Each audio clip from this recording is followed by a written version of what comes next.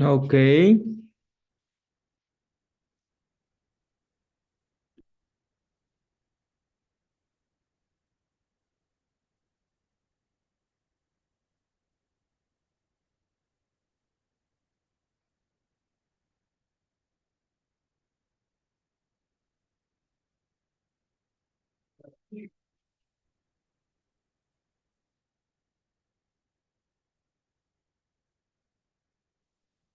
Yeah, I can see many of you already renamed your name with the last three digits of your paper ID, which I can see here on the screen.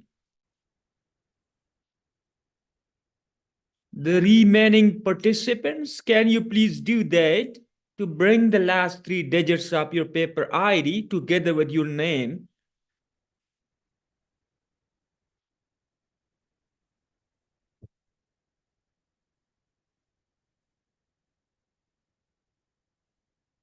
I think I'm audible, right? Can you hear me? Yes, sir, you are Yes. audible enough. Okay, thank you so much. So please, what I said, to bring the last three digits of your paper ID together with your name and rename it here on the screen.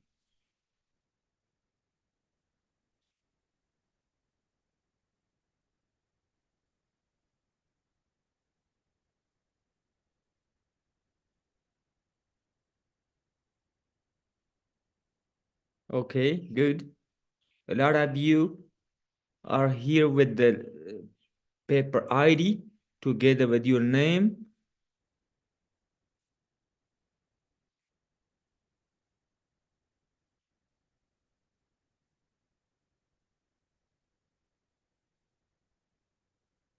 Those who are just listener, they can just write as listener with their name.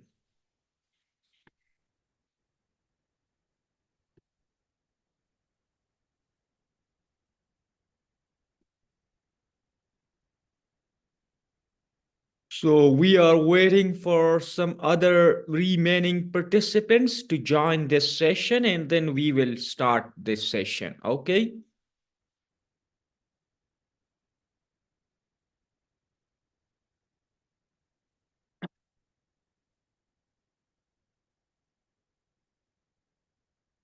Diane Carello, can you hear me? Can you please rename your name with the last three digits of your paper ID? Or you can tell me, I will do that for you.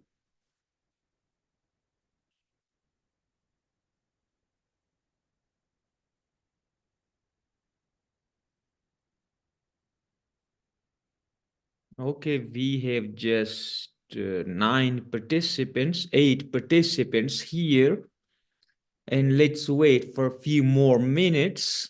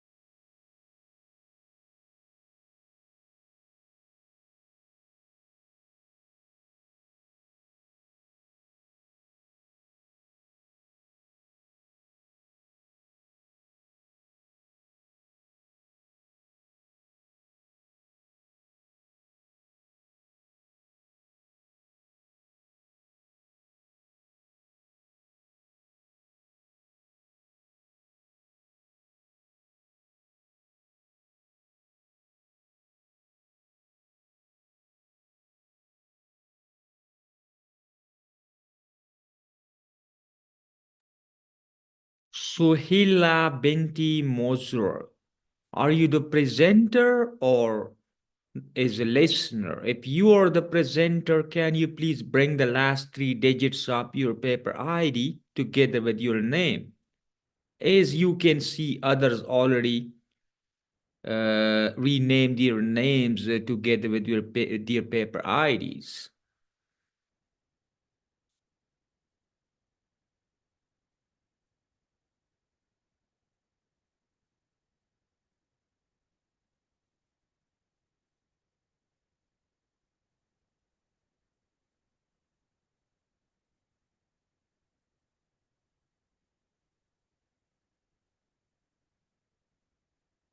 Okay, so just few minutes and then we gonna start this session.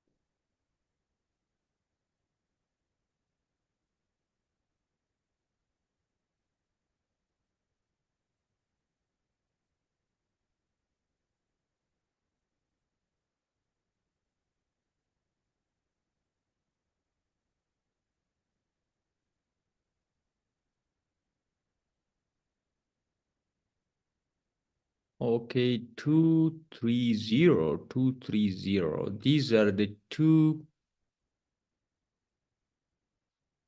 the one paper ID, but it's same here. I can see on the screen. Emma also has this ID and Devi Santos also here mentioned this ID with his name.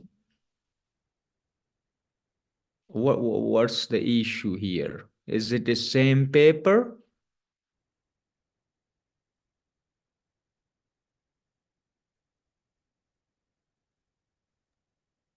Yes, we are presenting the same paper. Oh, okay, presenting the same paper. Okay, good, good.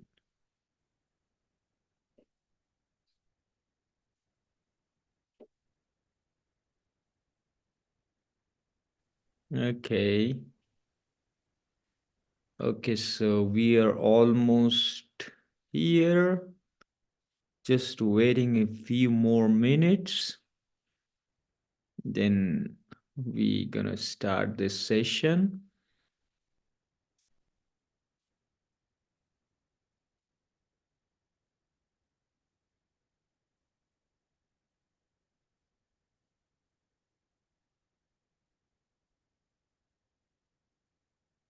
Chui Chang Kong and another one, uh, Sohila Bindi Mazro. Can you please bring the last three digits of your paper ID and rename your name together with this paper ID that we can see your name here together with the last three digits of your paper ID? Okay, just a minute. Okay, thank you.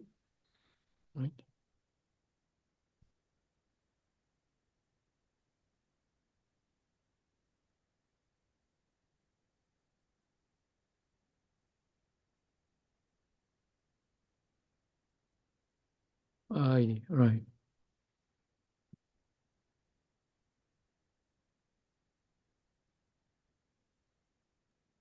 Hello, sir. Yes, please. I'm Suhaila binti Musrul. You want to know my last digit, three-digit number? Yeah, last three digits of your paper ID. You can see that in the program schedule. Okay. 310. 210. Okay. Yes. Let me rename for you, okay? Okay, thank you. 210. 210. Yeah, it's done. You can see it now on the screen. So where can I see my ID? What's your number?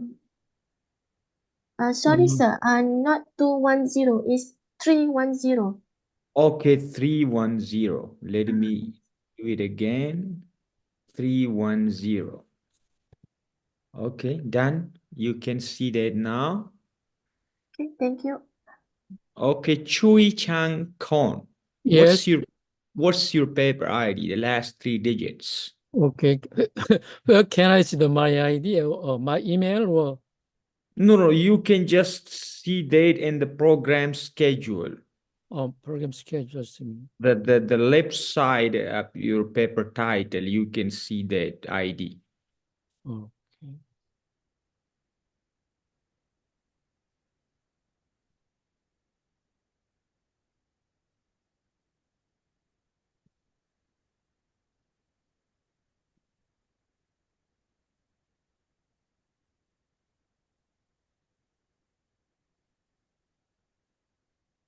Sorry.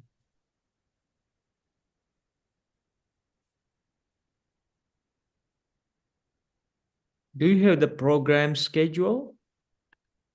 No, I didn't get. You didn't get it. Okay. Yeah, I just got the acceptance letter. So the title is Does Higher Interest Rate Reduce Job Creation? This Right, one? right, right. Yeah, that's my paper. But I Okay. did not get the schedule program. The schedule is in the WhatsApp group. Also, you got it through email. Are you here in the WhatsApp group? Yes, but I did not check the WhatsApp, but I did not get the program at my email. Okay, so you can get it either from the email, your inbox, or from the WhatsApp group. Here, I have your paper ID is 480. I will rename it here. All right. 480. 480. Okay, thank you. Right. 480. Please remember this ID, okay? Okay, 480, right? 480. Okay, done. Would it be better if you can email the program later today? Can you download it here from the chat box? Chat box? No, The not Zoom. familiar with that chat The box. Zoom chat box. Oh, Zoom chat box. Okay, I can, right. Okay, wait, let me check.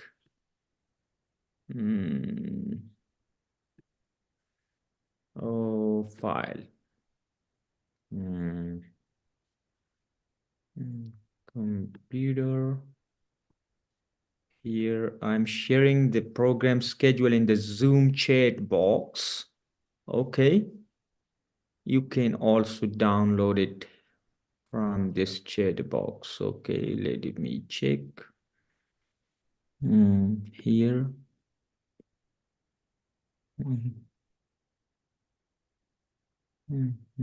Here. This one. Here. Here it is. Can you see that here now in the chat box? Oh, chat box.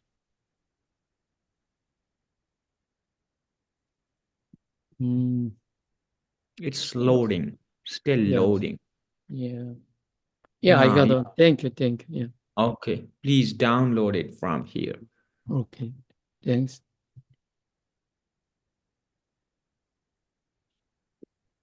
Okay, so we are done, almost done, and let's start this session. So I will enable the screen sharing for multiple users, and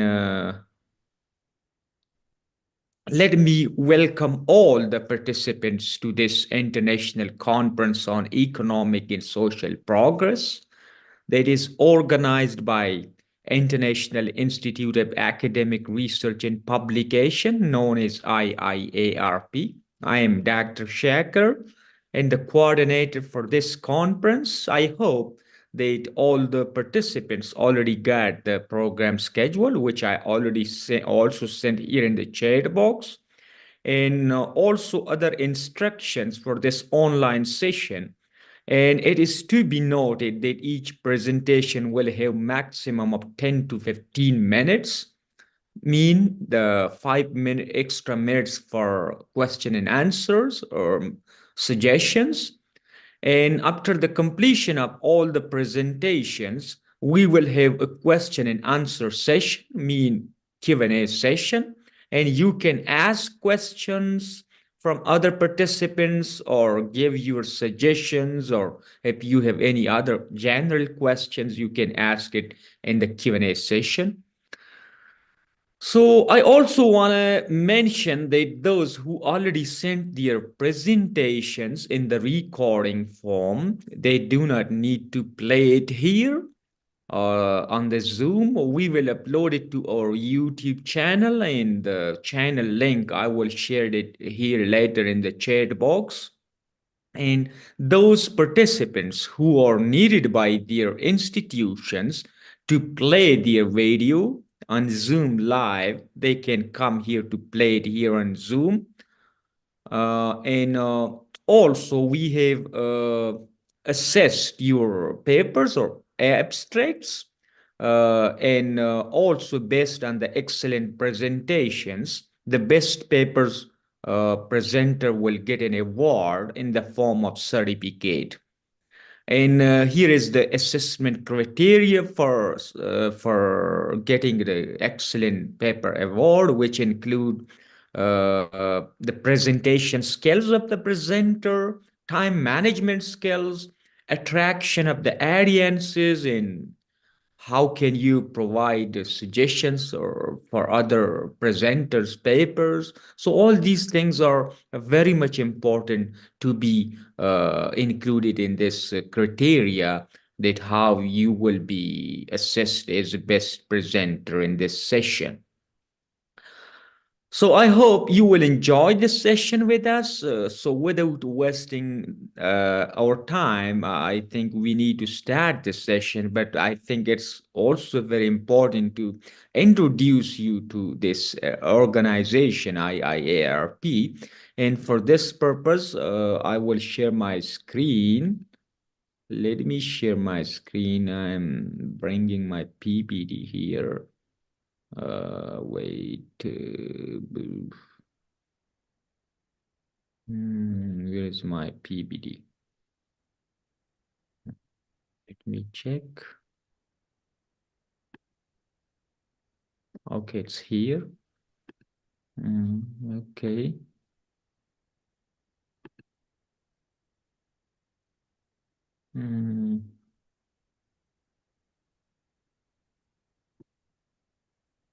It's here.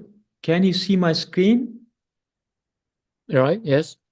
Okay, thank you.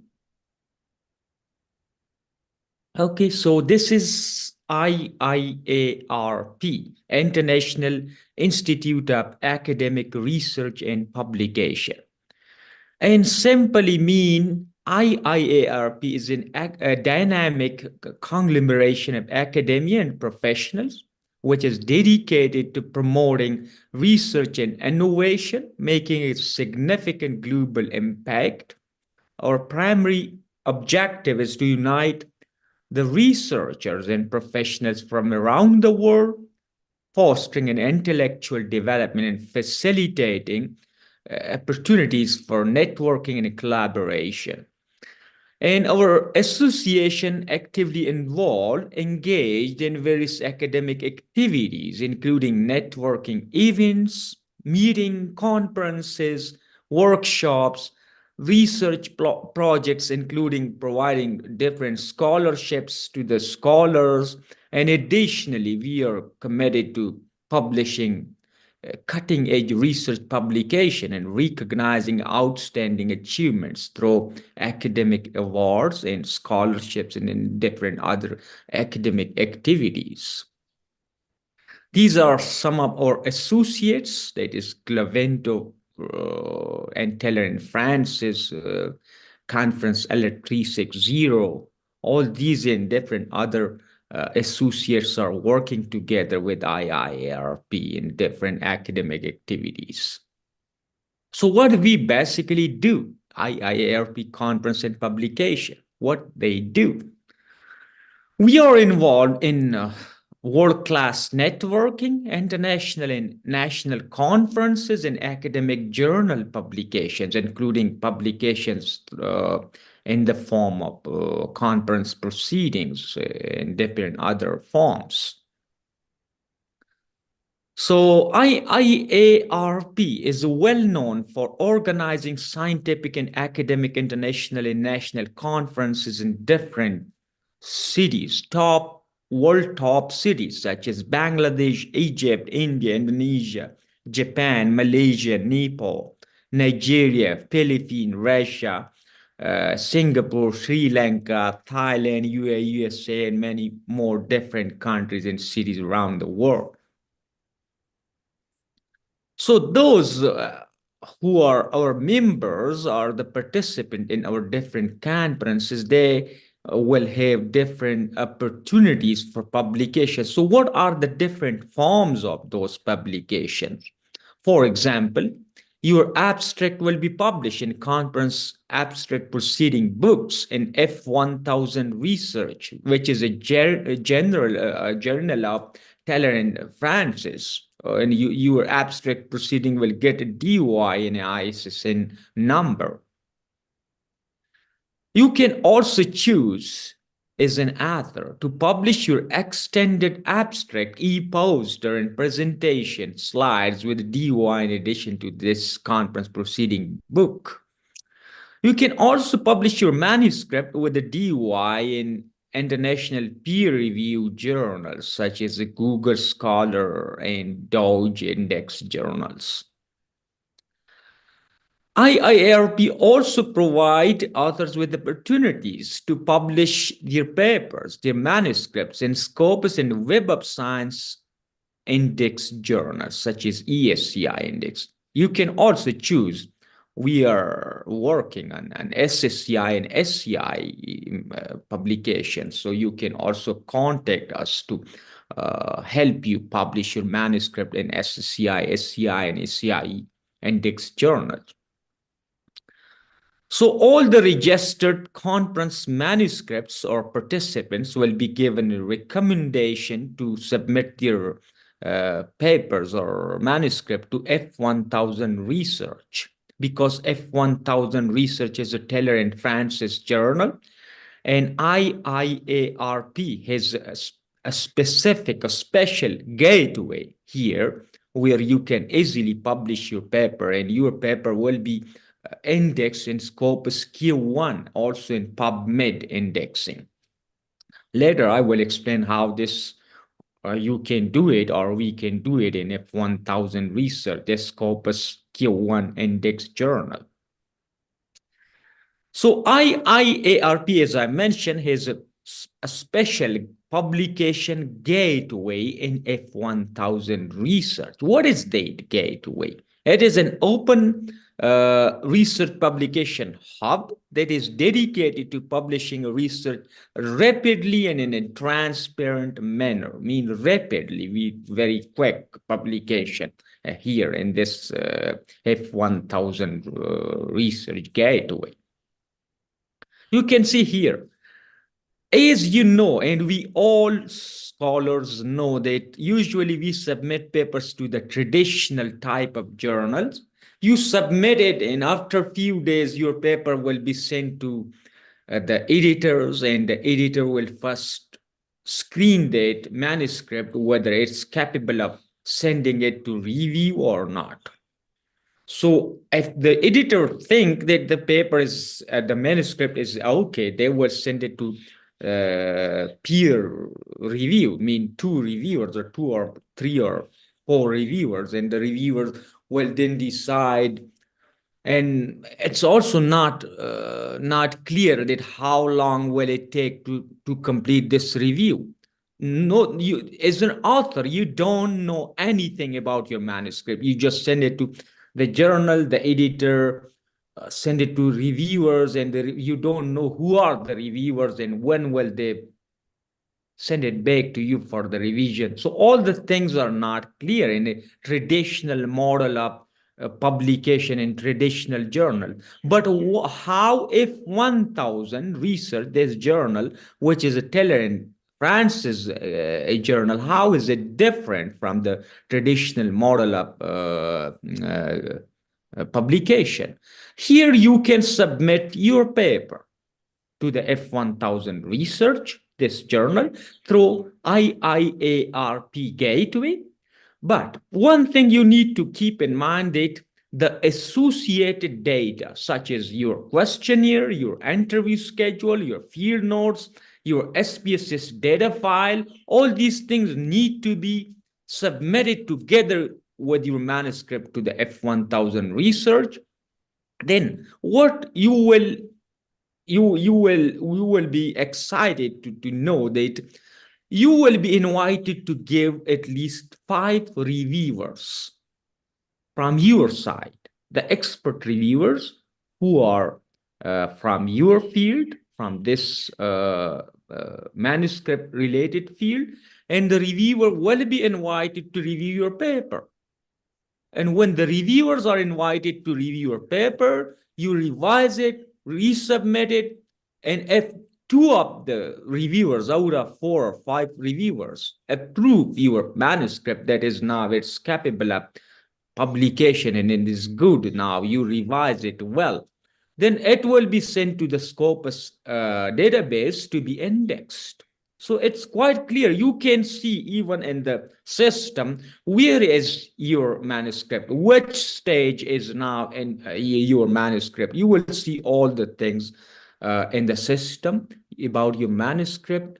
You will know who are the reviewer and how is it work, when it will be revised and when it will be indexed in the Scopus. So this is quite rapid and transparent manner.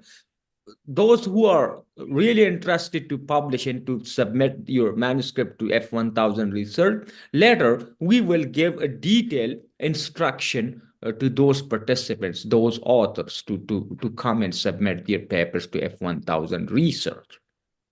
You can see here this as an example. This is a manuscript submitted to F1000 research. Here, the reviewers are invited to review this manuscript, and you can see 2 of the reviewers here approved the manuscript, and if 2 of the reviewers out of 4 or 5 reviewers or 3 reviewers approve this manuscript, it means now it's going to be indexed in Scopus Q1 database. So this is quite transparent and rapid process, which you as an author, you are the one who are capable to see all these things. And this is, I can say, is an author-oriented process, not as a journal or reviewer-oriented process. This is an author-oriented process where the author is capable of seeing all the things, deciding many things, such as even you can bring your own reviewers to review your manuscript. What there are some criteria for submitting your paper here. What are the criteria? The first criteria is that your work must be original, not plagiarized. The plagiarism at least should be below 20%. And one of the author need to be a qualified researcher, mean he or she need to be a PhD scholar or PhD completed scholar. The person who has already completed his or her PhD. The article must be written in clear English, mean there should be no space for grammatical mistakes. And you need to follow all the ethical guidelines for your research study.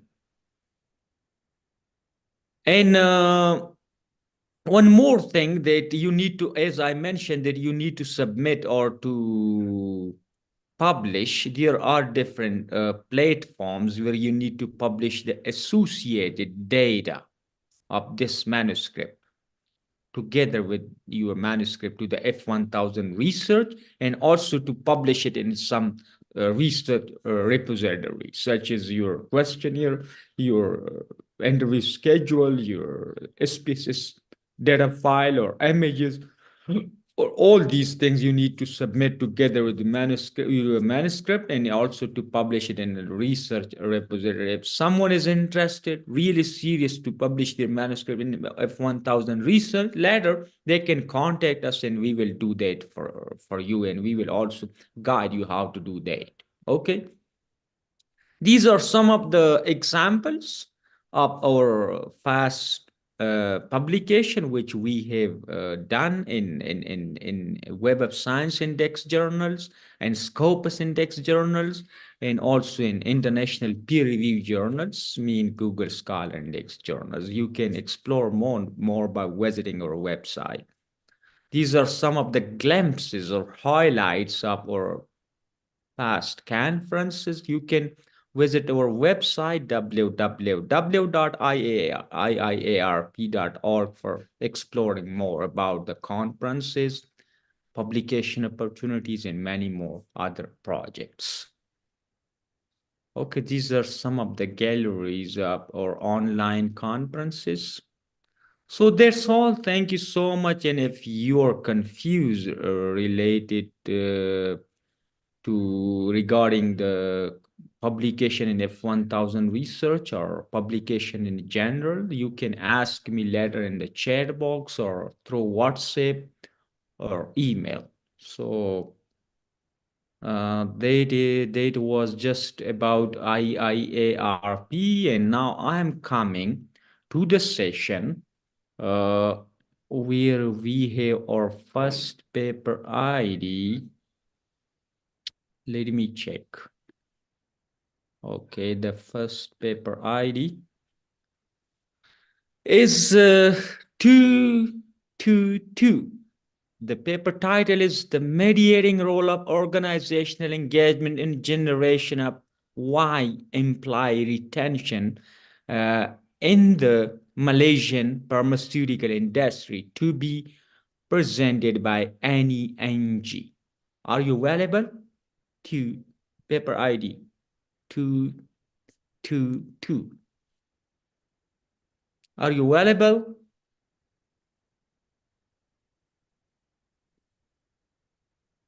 Annie Ng, author name Annie Ng. The co-author name is Muhammad Hisham Slamet. Are you available? So if not, I will mark it as read and absent. Okay. Let me. Okay, this is absent. Okay, the second paper ID is 224. The paper title is Creating a Healthy Working Environment, Assertiveness and Reduced Job Burnout Among University Administrators, exploring the mediating role of psychological capital. Zhao Lu Lu. The author name is Zhao Lu Lu. Are you available? 224. Paper ID 224. Are you available? 224. So this is also absent. Or maybe she already sent his or her video presentation and we will upload it to our YouTube channel. The next paper ID is 226. The paper title is Influence of Contingency Factors on Student Anxiety and Depression Levels. Comprehensive review in Opal Community College, to be presented by Dr. Nelson D. Boucher. Are you available? Yes, it's already noon, so good afternoon, everyone. I am audible already. Okay, thank We you. have we actually sent our pre-recorded video. Okay, so you sent your pre-recorded video, and as I mentioned, that the pre-recorded video will not be played here, and we will upload it to our YouTube channel. You can just watch it there. Okay? Okay, Okay. so you are not presenting here, so we will move to the next presenter, and the next presenter is the paper ID 227, and the paper title is Garlic is a preservative agent in fresh Nile tilapia from Laguna de Bay, Philippines, to be presented by Joshwani Cristini R. Balizzi. Sorry if I'm mispronouncing your name. Are you available? Paper ID. Good evening and good afternoon. I am ready to present. Just give me a few seconds to share my screen. Okay, thank you. 227.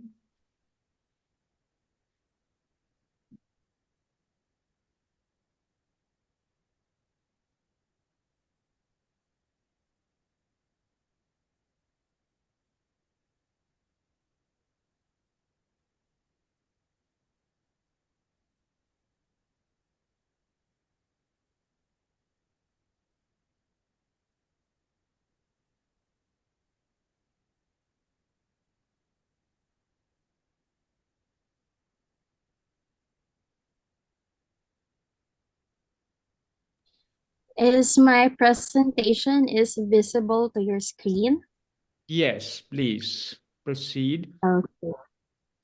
So, ladies and gentlemen, esteemed researchers and honored guests, it is my great pleasure and enthusiasm that I present to you the groundbreaking research study conducted by the team of a dedicated researchers from Taguig City University, Philippines.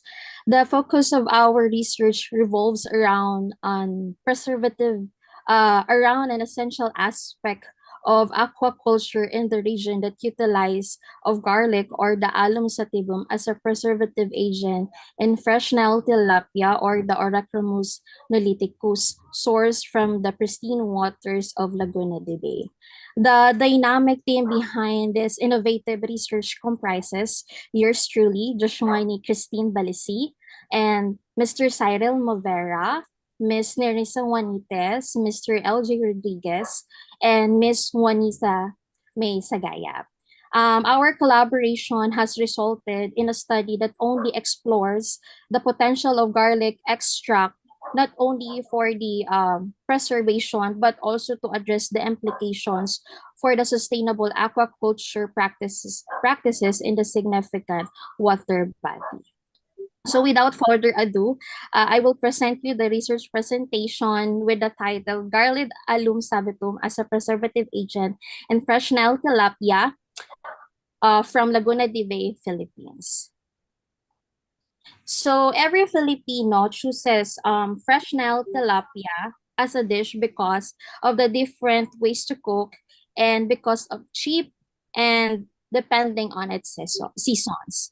The Nile tilapia in Laguna de Bay, Philippines represents a vital component of the local aquaculture landscape. It introduced in the country for adaptability and fast growth. The Nile tilapia has become the prominent freshwater species in the aquaculture industry, particularly in Laguna de Bay, Philippines, which is the largest lake in the Philippines.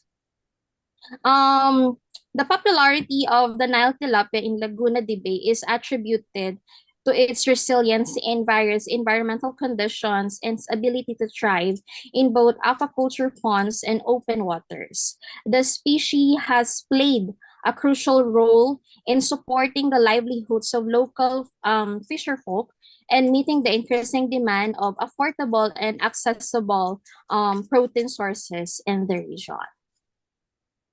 So the objectives of the study is to be tackled the effectiveness of using of the garlic extracts as a preservative agent in a fresh Nile tilapia. So the first one is to assess the garlic extract's ability to prolong the shelf life of the fresh tilapia. Second is to evaluate if the fresh tilapia can be consumed or cooked with the same quality from the day it was bought. And third, observe if there was difference between the garlic treated fresh tilapia and untreated or no preservative added fresh tilapia. So the methodology of the study is it was used experimental research design to assess the effectiveness of the garlic extract as a preservative agent.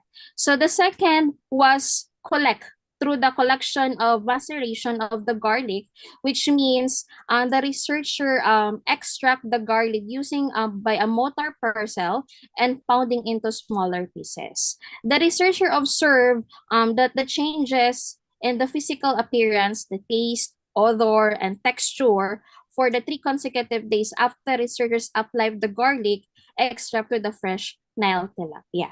So here are the procedures.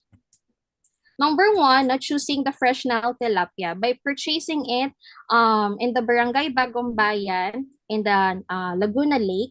Number 2 is to meticulously check the eyes, gills, body, smell, and scale of the Nile tilapia to determine if it is fresh. Second is to purchase the garlic by acquiring approximately 1 kilogram of garlic. Third is cleaning of the Nile tilapia. Rinse with the top running water to remove the debris and the slimy liquid surrounding the fish. Using the scraper style by removing of a scale with a direction from tail to head. By removing the gills with a knife and scoop out with a spoon or your finger, or you can use the kitchen knife, but carefully cut the fins on the both sides of the fish and trim the tail. The fourth is the extraction of the garlic. By removing every clove one by one, to easily remove the skin of the garlic, the researchers will use the knife to press the garlic using the flat surface of the knife. Using the mortar and pestle, pound the garlic like a paste and put the pounded garlic in the fine mesh strainer and forcefully put into extract it. And the last one is the coating of the Nile tilapia with garlic, but put the Nile tilapia in any plastic container to ensure it is clear and has enough space. And spread the garlic extract thoroughly in every part of the Nile tilapia using a clean spoon and leave in dry place at the room temperature. So another one in our methodology, we use the microbial analysis in the Food Development Center, one of the agency in the Philippines. By preserving the Nile tilapia and using the garlic extract, the researcher aims to slow down the zero builds up of the pathogens such as the Salmonella and E. coli. Last May 2023, the researchers submitted a sample containing 1 piece of tilapia with garlic extract pack and labeled plastic container in the Food Development Center. So the report of the microbial analysis was done last March 9, 2003, with 7 days after the sample was submitted. The researcher sample was analyzed by their senior science research specialist from the microbiology section of the FDC or the Food Development Center. So the result was given dated last March 15, 2003 and says that the 3-tube MPN or the most protein number technique shown that the growth and gas formation, which means upon the consecutive days waiting for the product to be analyzed, the product releases that gas that causes the container lead to the to moist, but was negative in the confirmatory test, which means our product resulted to accurate and more effective, and must be tested at local and legal food testing centers like the Food Development Center. So therefore, we conclude through the help of the FDC, the preservative Nile tilapia through the extra garlic can help eradicate the food spoilage due to the built-up pathogens. So here in our table 1, the criterion to obtain the scores of each characteristic observed from first day after the last day, no? The other data shown in the study was taken from the observation made during the study. The researchers observed that the Nile tilapia changes about 3 consecutive days. This table serve as the criterion to obtain the scores of each characteristic observed in the first day up to the second day. In the table 2, here are the results on the effectiveness of the garlic extract in terms of the appearance, which is smell, texture, and taste. In the table 2,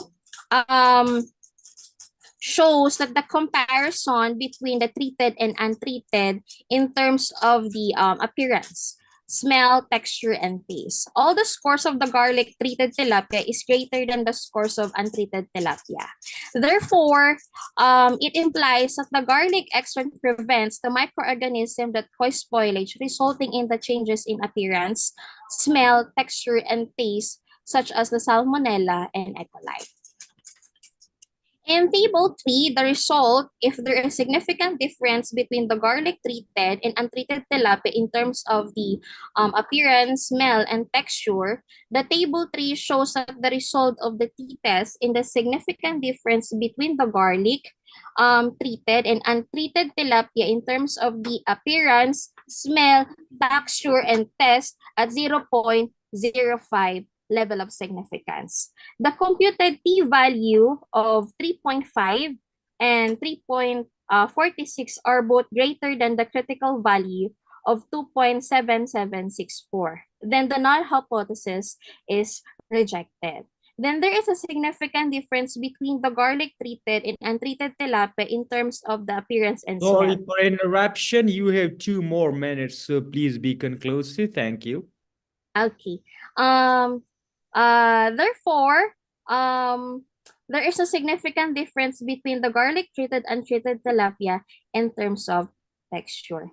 For the last table, the report of microbial analysis, through the use of the MPN or the most probable number method, it discovered that the presence of E. coli is less than the 3.0 considered to be present in the sample, with the dictation used to be determined if there is a presence of Salmonella in the fish indicated in the said bacteria. So therefore, it implies that the garlic extract can eliminate the bacteria that can cause spoilage, such as the E. coli and Salmonella. In the table 5, the garlic contains compound that in the table 5 shows that the 25 grams can eliminate the bacteria in the spoilage. So to the conclusion of the study, the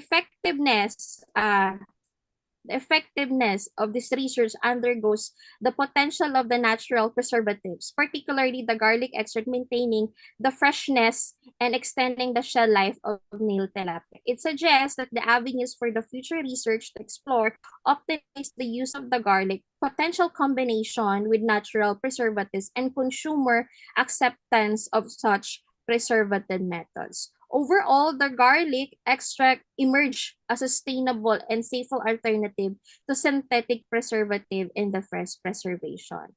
So the recommendation of this study, promising of the garlic extract is preservative for the Nile tilapia from the Laguna de Bay, showcasing the societal impact by curbing food waste and enhancing the livelihoods. So the recommendation steaming of the research advocate for the widespread adaptation. So with that, as we conclude in this study, I want to express the gratitude for attended presence and thoughtful engagement. Thank you so much, everyone. Thank you so much for sharing the interesting findings of your study. And we will have Q&A session at the end of this session. So you can ask question or provide suggestions for this presentation. And now we are coming to the next presenter is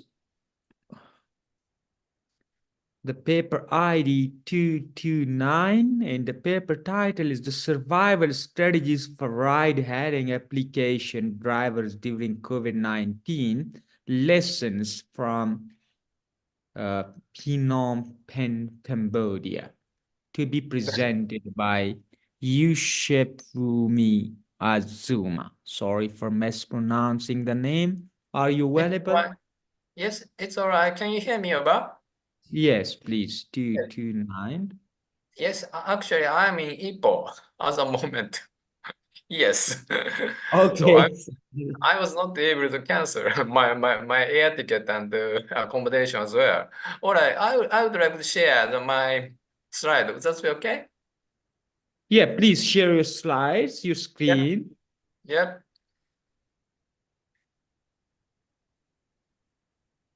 Can you see? Yes, it's visible. Please proceed. All right. Okay, my name is Yoshi Azuma. Actually, sorry.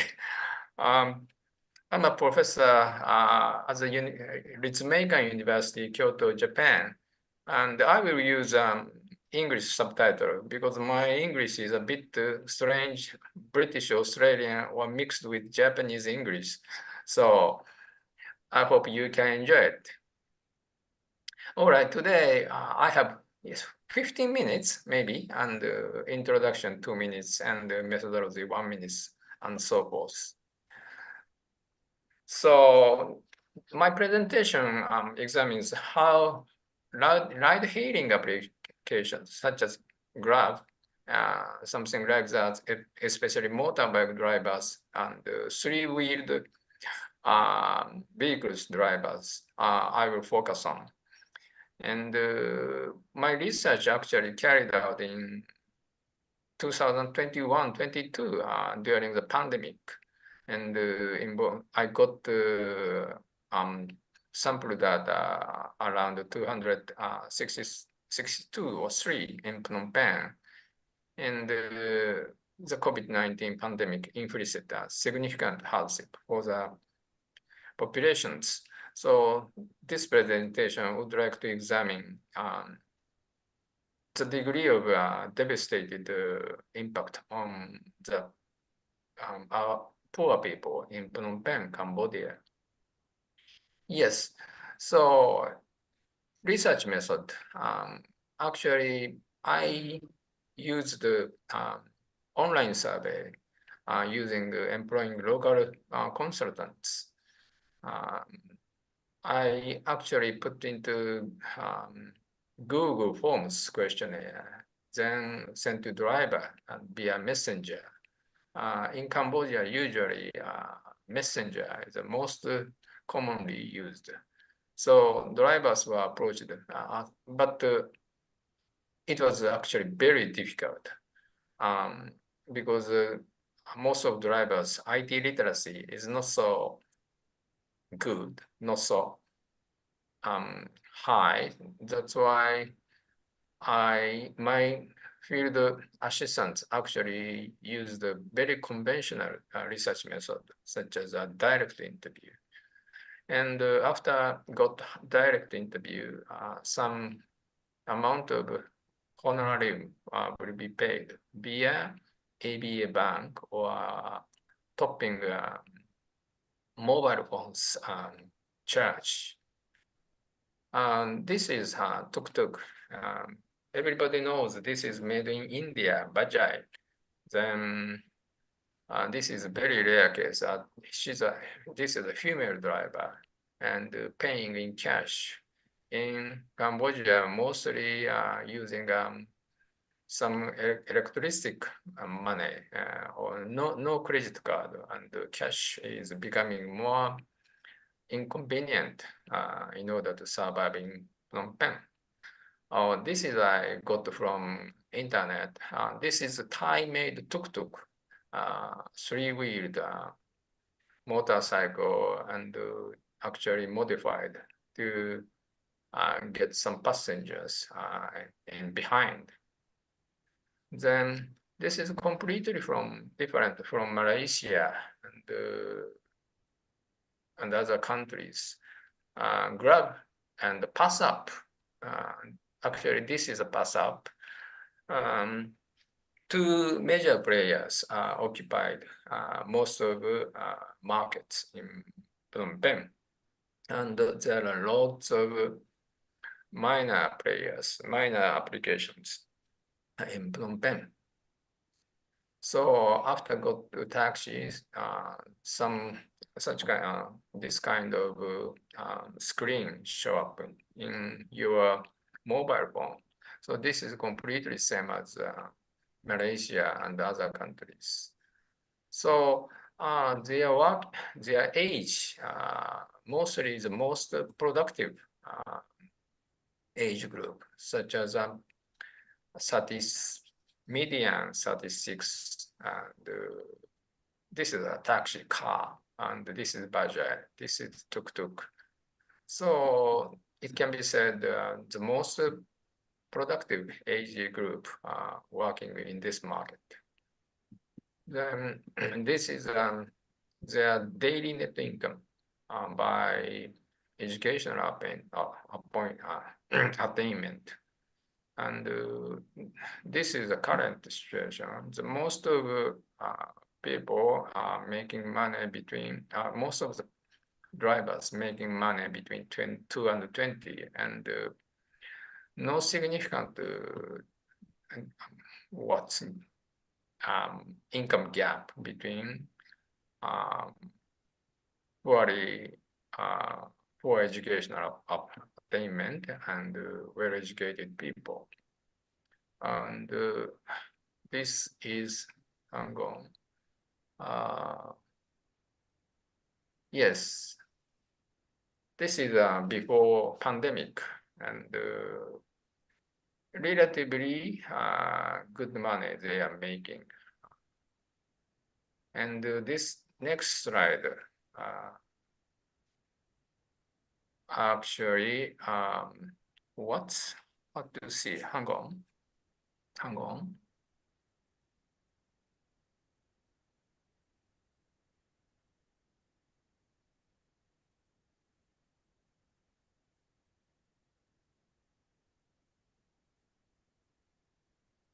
Okay.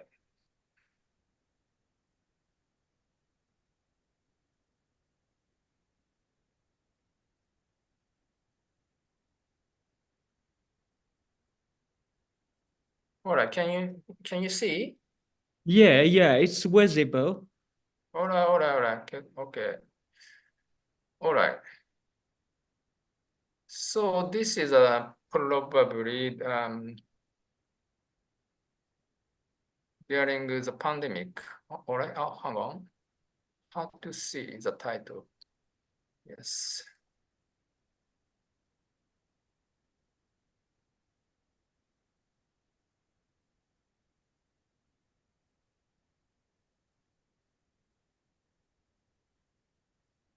Hang on. Sorry about that.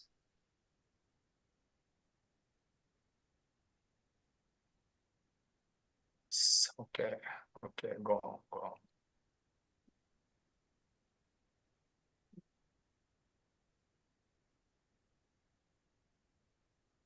Yes. Okay, so this is table 4, and current, so 2022 after the pandemic, and sorry, this is during pandemic, the significant amount of decline can be seen in this less than $5. Most of the drivers was able to get to less than $5 a day. Also, 2022, actually better than before after the pandemic. But the problem is during pandemic, some of well-educated people, drivers, shifted from delivery service. So this is quite important. Most of Bajaj drivers actually about 40% moved to delivery services. Also, daily net income after COVID-19, actually Bajaj drivers bit increased than car drivers, because in order to fill it out the spare time, they are working as a delivery services, such as a Grab food. So different type of vehicles, such as this is Bajaj, so relatively easy to go to the. Sorry for interruption. You had 2 more minutes. Please be Thank you very much. So relatively easy to get into the very narrow road as well. So it makes easy to deliver the food, something like that. All right, so the last one is pandemic. All right, so yes. So anyway, their income total, Bajaj drivers are a bit better than before pandemic, and the car driver are not significant gap, because they are not able to get into the delivery services because the size of car and consuming lots of petrol, something like that. So conclusion towards to establish archives of COVID-19 danger path and good forgotten. So after the pandemic, lots of people already forgot what's going on during the pandemic, especially impact on the urban poor people, urban ordinary people. So qualitative research conducted during the field survey, including narratives, must be put into archive system. Also, big data analysis using Twitter and car delivery applications in general, and comprehensive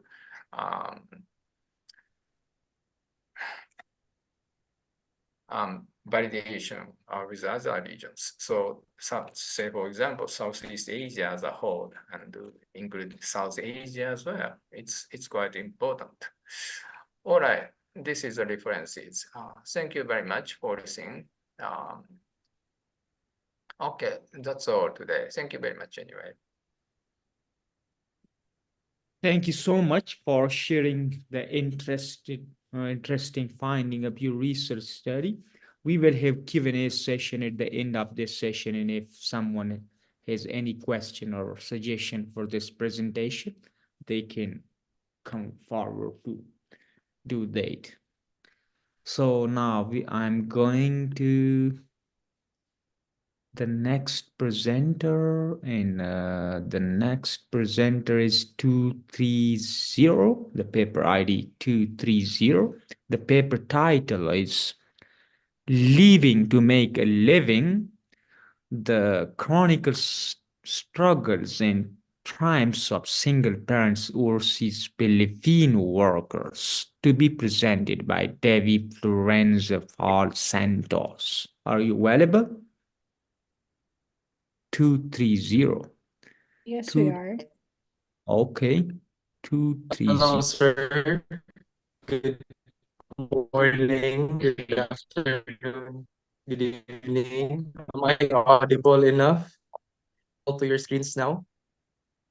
Yes, please proceed. Okay, let us start.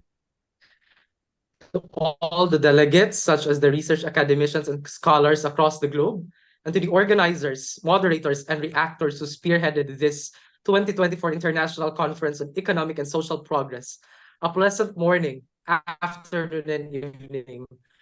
My name is Dave Flores Paul J. Santos, together with my pair, Diane Grazel U. Carillo, along with my research advisor, Mrs. Emma Sisibalio, from the University of Mindanao Digos College, representing the Philippines. We would like to present our qualitative research entitled Leaving to Make a Living. The chronicles of struggles and triumphs of single-parent overseas Filipino workers or OFWs. Let me begin by elaborating as to what and how its rationale blossom. Raising a family is usually fortunate enough to find someone willing to share the burden. Hence, of their country in order to meet their family's demands. The purposive sampling technique by selecting 10 participants, and all of them were adhering to the following criteria. Number 1, a certified female. Number 2, raising 1 or 2 children living with grandparents and relatives. And number 3,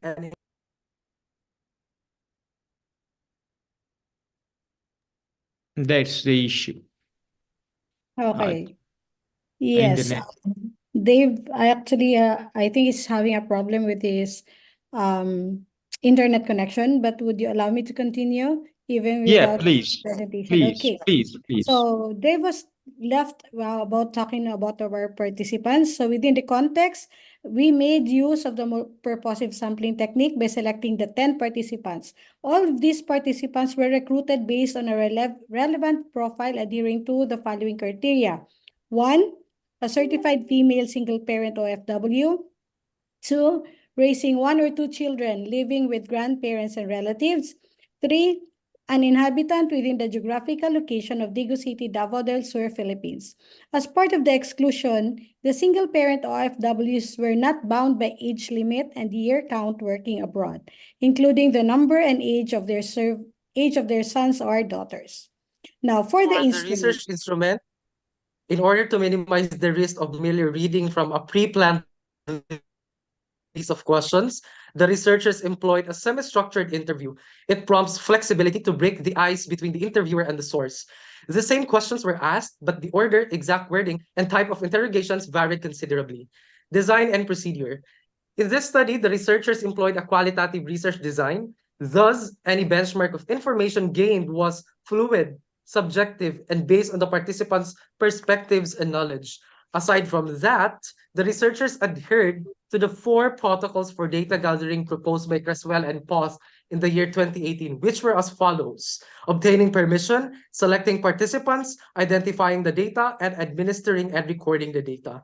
For this qualitative phenomenological research, a thematic analysis within psychology by Braun and Clark in the year 2022 was used in analyzing the gathered data. The latter authors provided a 6-phase framework for doing a proper thematic analysis. For the research question number 1, what are the factors that influence the single-parent OFWs to leave from their home nation? These are the themes that emerged. First, financial unpredictability. Single-parent OFWs have voiced the reasons for leaving their homeland to work overseas, citing financial insecurity as a predominant factor about how formidable it was to support their families financially. Second, limited to low-paying work opportunities. Due to a lack of jobs and resources in the Philippines, the participants in this study were forced to labor abroad. The limited avenues for gainful employment domestically have pushed them to traverse opportunities abroad, with a pressing need to address the scarcity of viable jobs within the country. Third, single-income family. Another issue that motivated single parents to work overseas was the unfortunate reality that they had been abandoned by their partners. And fourth, provision for the family's necessities. Despite their experiences as single parents, the participants showed a willingness to provide for their family's basic requirements. Research question number 2. What are the struggles of single-parent OFWs? These are the themes that emerged. First, OFWs mishaps. When working in another nation, you will undoubtedly confront maltreatment by a foreign employer, susceptible to scam and monotonous domestic duties that seem to consume up all of your time. Second, bouts of hesitations. As a single parent in an OFW, the participants introspected their concerns and reservations about leaving their children in the care of other family members or relatives. Third, feelings of homesickness. The participants recounted their persistent emotional struggle of grappling homesickness while away from their loved ones, and even expressed a desire to quit their jobs and return home to be with their family. And fourth, negligence of partner or spouse. Other participants spoke about their frustrations with their partners or spouses' shortcomings to manage their family and shoulder responsibility for their children. Okay, for research question number 3, what are the triumphs of single-parent OFWs? First theme, feelings of contentment. Participants expressed a profound sense of contentment, highlighting the gratification derived from the recognition that their hard work and dedication had yielded meaningful rewards. Second, meeting the family's basic needs. Embracing the role of a single parent, they harbored specific aspirations, several of which materialized through acquiring homes for their families, investing in life insurance, and establishing income-generating assets. These achievements underscore the participants' commitment to securing a stable and prosperous future for their loved ones. Third, supporting children's education. One significant achievement underscored by the participants was the ability to support their children's education, a tangible outcome of their dedicated efforts in working overseas. Next, sharing of blessings to community. Another noteworthy success highlighted by the participants was gauged by their generosity in sharing blessings with the community. Their barometer of success extended beyond personal accomplishments to encompass the positive impact and contributions of benevolence made to the well-being of others in their community. For research question number 4, what are the lessons and insights that these participants can share to their peers, to their fellow single-parent OFWs, and to the community in general? First theme, maintaining a positive outlook. Single parents juggling the responsibilities of both parenthood and overseas employment are encouraged to cultivate and maintain a positive outlook on life, persisting with optimism even in the face of trials and challenges. Second, looking after the children's future. These participants offered valuable advice to fellow single parents working abroad, emphasizing the importance of conscientiously planning and safeguarding their children's future. The shared wisdom underscores the significance of thoughtful consideration and strategic decisions for securing a prosperous path for the next generation. Next, keeping a firm spiritual conviction. The participants in this study showcase unwavering faith in their Creator, turning to Him for support and guidance during the challenging times. Their resolute spiritual conviction served as a pillar of strength in navigating difficult circumstances. Another theme, focusing on work and family matters. Emphasizing the importance of time management, participants advocated against diverting attention to futile pursuits. Instead, they underscored the value of concentrating on both professional endeavors and family matters. This perspective is a valuable lesson they wish to impart to others undertaking a similar journey, emphasizing the significance of maintaining a balanced focus on career and family responsibilities. Next, managing your emotions. Participants emphasized the necessity of maintaining emotional stability when venturing abroad, highlighting the crucial role it plays in making sound decisions and navigating the challenges that arise. And working abroad should be a contingency plan. Working abroad, according to them, should be viewed as a contingency plan rather than a primary life strategy. Sorry for The interruption. allure of life, 2 more minutes, okay? yeah, in Please. another country can be deceptive, and the challenges faced can put one's well-being at risk. Encouraging a thoughtful approach, they suggested reserving overseas work as a secondary option, acknowledging the complexities and uncertainties inherent in such a lifestyle. Okay, for the implications of our study. The research findings highlight pressing implications for the holistic well-being of single-parent overseas Filipino workers. To address financial uncertainty and limited employment opportunities driving individuals abroad, Policy reforms and economic initiatives within the Philippines are essential. Additionally, the establishment of comprehensive support systems, legal protections, and financial literacy programs can empower single-parent OFWs to navigate the challenges they face, while emotional and psychological support services are crucial to address homesickness and foster mental well-being. The research underscores the significance of family communication initiatives, pre-deployment training, and community workshops to create a supportive network and disseminate valuable insights. Overall, these implications call for a collaborative effort involving the governmental bodies, nonprofit organizations, employers, and communities to ensure the comprehensive welfare and success of single-parent OFWs. That's all our presentation. Thank you for traveling with us. Thank you so much for sharing these interesting findings of your study.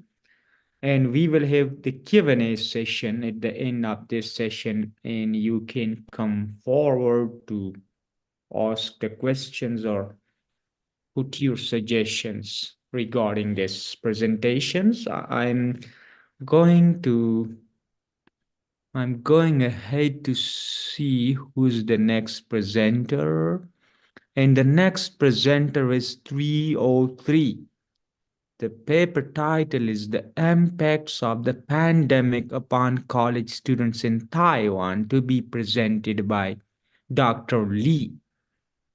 Are you available? 303. Oh, it's a video. A video presenter. She already sent the video, and we will upload it to our YouTube channel. You can watch all those videos there. Okay, so who's the next? The next presenter is the paper ID 310, the impact of celebrity entrepreneurs, characteristics, and brand image, a conceptual framework, to be presented by Suhelia Benti Morsur. Are you available? 310. Yes. Yes, I'm available right now. Let me Yes, second please. for the share 310. screen. Okay, thank you.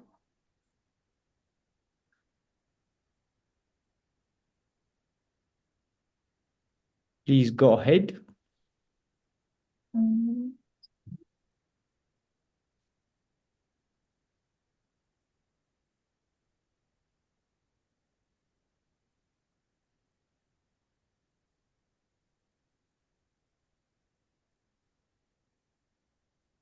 Are you able to share the screen? I'm try first. Wait,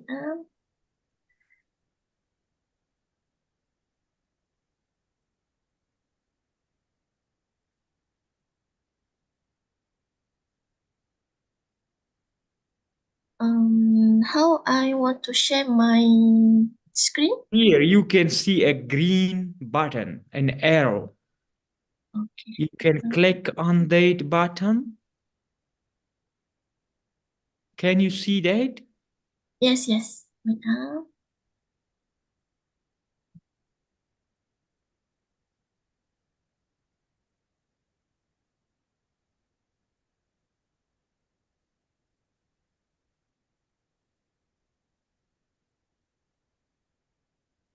You can send it to the chat box. I will share for you if you are unable to share it from your side.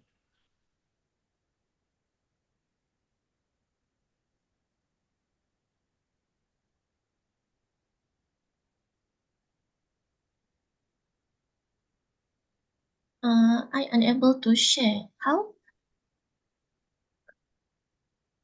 You can send it to the WhatsApp group. Are you there in the WhatsApp group?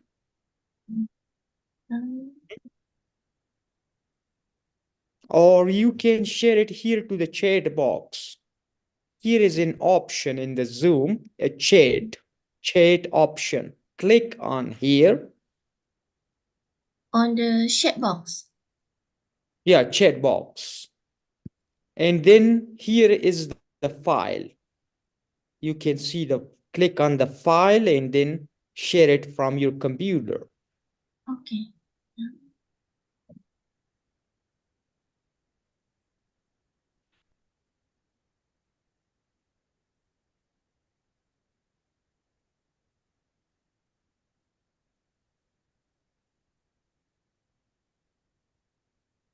I go to the chat box and then I attach my slide conference. Then I just send this chatbot the Yeah, slide. send it to the chat box. I will share for you. Okay, thank you.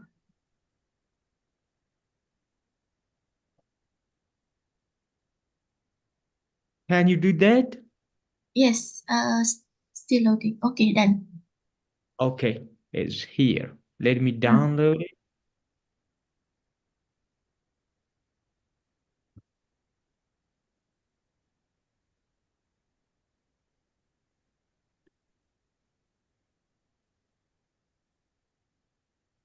Okay, let me do that.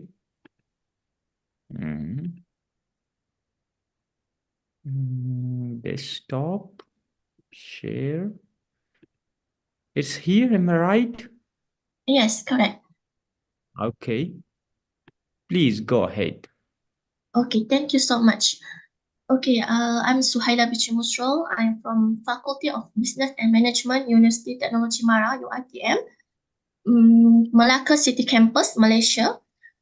Today, I would like to present my paper is the impact of celebrity entrepreneurs characteristic on brand image, a conceptual framework. Okay, next.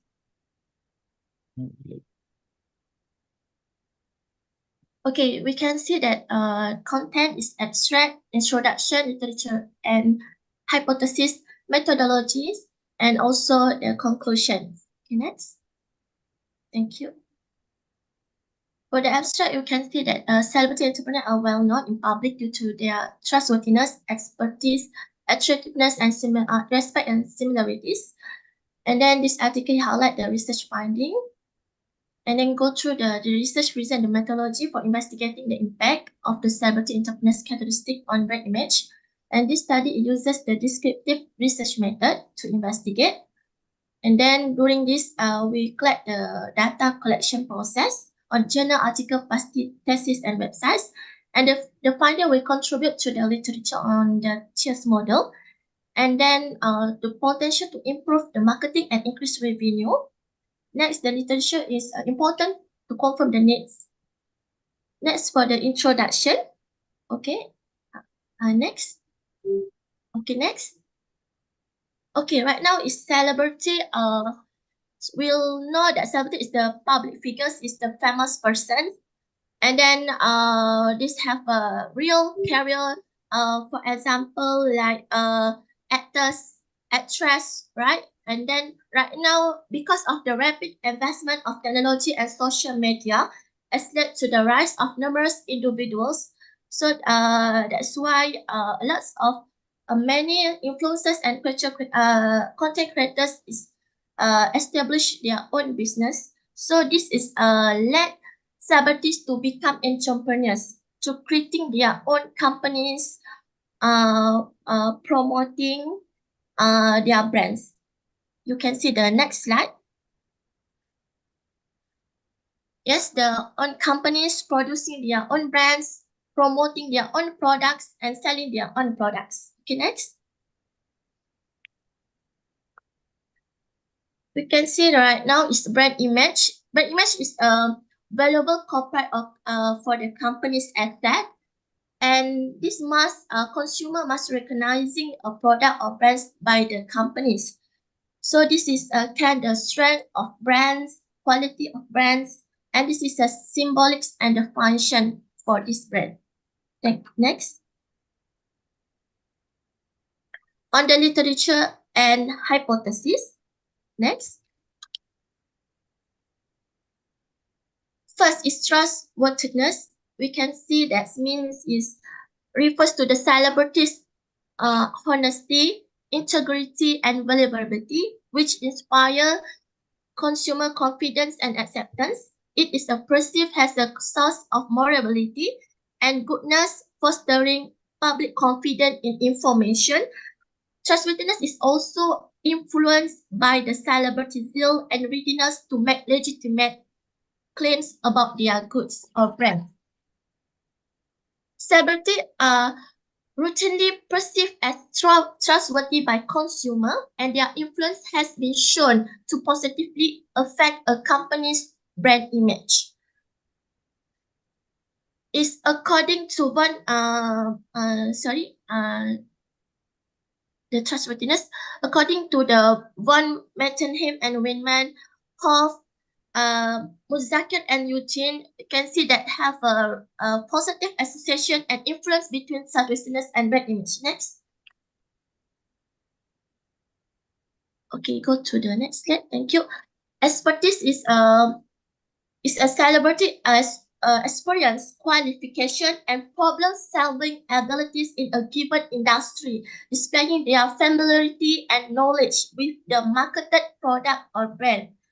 And then we can see that previous researcher Thomas and Johnson 2017, they are informed that expertise correlates positively with the brand image. Next. Attractiveness is the appeal of physical features or qualities that capture the viewer's interest. It is defined as the celebrity's pleasant appearance, which includes physical characteristics, demeanor, and lifestyle. Visual elements of an advertisement that portray attractiveness to a celebrity can develop a positive attitude, thereby attracting customers to make purchases. This concept holds significant importance in marketing advertising strategies. Attractive celebrity has a positive influence on brand image. Okay, next. Respect. Respect is described as appreciation or esteem for the celebrity accomplishment which can contribute to their popularity and by intention. According to another various previous researchers, celebrities are valued for their appealing personalities, stands on important social issues and acting abilities. According to Shim, they further argues that when recognized celebrities engage in promotional relationship with numerous firms, their respect may transfer to the brands with which they are associated. This is show that favorable association between celebrity respect in brand image. Okay, next. Last, for the independent variables is similarity. Is a notion that refers to the likeness and correspondence between the sender and receiver of a communication, such as celebrity and a consumer. There exists a hypothetical resemblance between these two groups. So the concept of similarity between the celebrity and the consumer become more relevant when there is a large range of brands, products, or services. Consumers tend to choose brands promoted by celebrity, hoping to become similar to them. Found that a favorable association between similarities in brand image. Okay, next.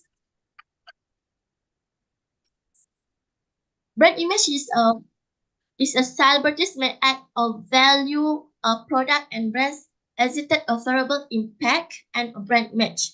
Celebrity has become a significant marketing and branding characteristic that desire.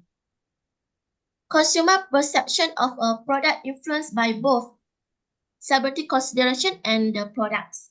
Celebrity have a characteristic that might influence consumer perception of a brand, such as trustworthiness, expertise, attractiveness, respect, and similarity that I mentioned before.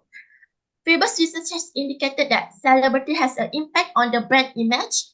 Celebrity could help to create a favorable brand image. Okay, next. Okay, right now is hypothesis. Therefore, regarding the I mentioned before this, based on this observation, we suggested the following hypothesis. H1 is trustworthiness, H1 until H5, that trustworthiness, expertise, attractiveness, respect, similarity has a positive impact on brand image. Okay, next. Its conceptual model is according to Shim 2003. We will use the Cheers model. Sorry for interruption. You have 2 more minutes, so please be conclusive. Thank you. Okay, welcome. Next. Cheers model is a tool of for analyzing the impact of celebrities on brand based on their attitude, and also it has a rational. It says rational celebrities' effectiveness in branding research. The Cheers was developed to describe 5 characteristics: trustworthiness, expertise, attractiveness, respect, and similarity. Examining all of these attributes is more useful than using on Ohanian sources 1990 of credibility models, which only includes 3 characteristics: trustworthiness, expertise, and attractiveness. Next. This is I mentioned before. Okay, next. This is a conceptual model. Independent variable is trustworthiness, expertise, attractiveness, respect, similarity, and then the independent variable is brand image. Okay, next. Methodology. Okay, thank you. Next is a methodology. To collect data on the proposed model, a self-administered questionnaire is the design of a questionnaire would be employed. For the study, non-probability sampling for the specified population will be conducted using a purposive sampling strategy because the respondents are selected by the researchers based on the respondent knowledge about the study. This strategy will be adopted to enable researchers to gain insight into the brand image from various geographical places and background. The questionnaire responses will be analyzed using the statistical package for social science SPS and partial least square PLS SEM in this study to examine the hypothesis listed. Last, next, conclusion. Okay, next. Previously, there was limited research on the topic of celebrity entrepreneurs, with the majority of study focusing on celebrity endorsement. Also, there is only a little research on brand image that relates to the characteristic of celebrity. So, as a result, this study focuses primarily on the impact of the entrepreneur characteristic on the brand image. Because it is a novel research topic, thus the purpose of this study is examine how the characteristic of celebrity entrepreneurs influence brand image. Okay, thank you. Okay, thank you so much for sharing the interesting finding of your research study. We will have Q&A session for this presenter. If any question or suggestion, you can come to the Q&A session and ask those questions or put your suggestions.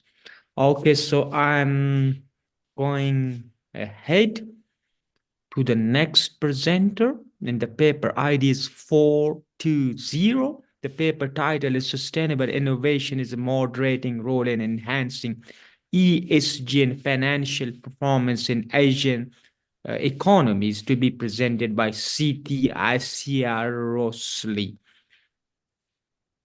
420. Yeah, 420. Are you available? Paper ID 420. C.T. Asia Rosli. Okay, this is absent. Is per I know is absent, or maybe she or he sent already the video presentation. Okay, so the next one is the paper ID 426. The paper title is Staying Ahead of the Curve, Marketing Strategies of Food Business Owners. to be presented by Ria Annie P. Pagadwan. Are you available? The paper ID 426. Ria Annie P. Pagadwan. Okay, it's absent. Okay. The next presenter is 480. The paper title is Does Higher Interest Rate Reduce Job Creations? The Implications of Job Matching Model. Are you available, Choi Chang Kon? Yes, I'm here. Okay. 480. Okay, sharing my file.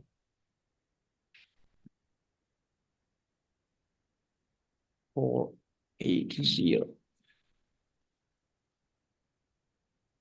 Do you see my file? Yes, please. Okay. All right. Okay. So it looks like in this session there are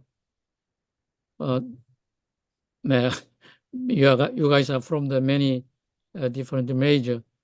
Okay, this is my paper is about labor economic.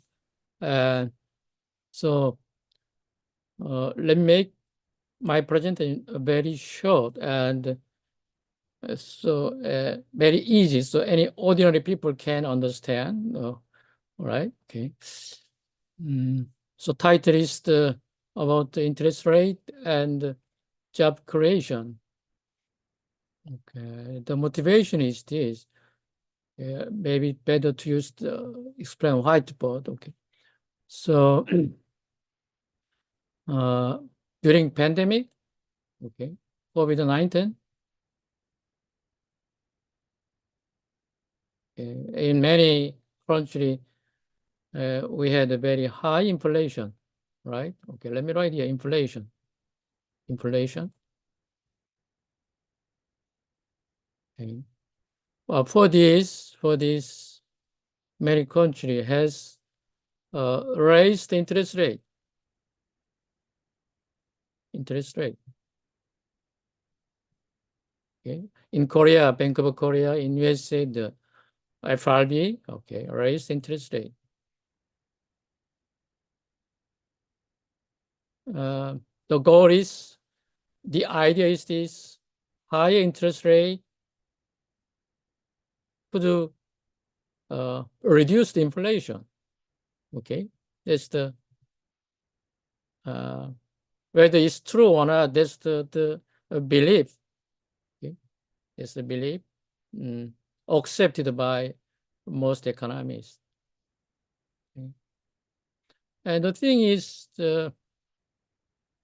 we believe, economists believe, many economists believe, okay, it's not free. Okay, because this high interest rate could dampen the economy. Okay, economy. So reduce the GDP, reduce the employment, so on, so on, reduce the consumption, so on, so on. That's some price we should pay for this to combat, to reduce inflation. So that's the typical understanding. Okay. So I want to check, okay, higher interest rate, does higher interest rate really reduce the employment? Okay. Employment. That's the goal of my paper. Okay. So, okay, go back to my presentation. My presentation is not beautiful. Okay, so that's the idea. All right. And actually, what happened is this.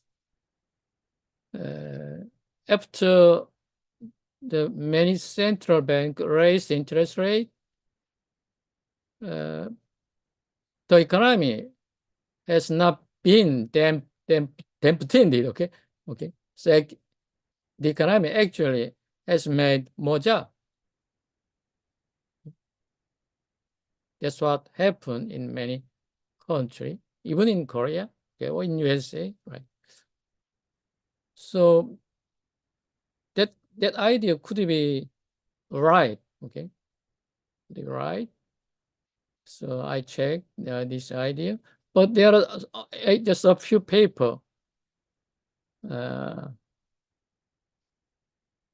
or pointing out that kind of belief is not correct, could be wrong.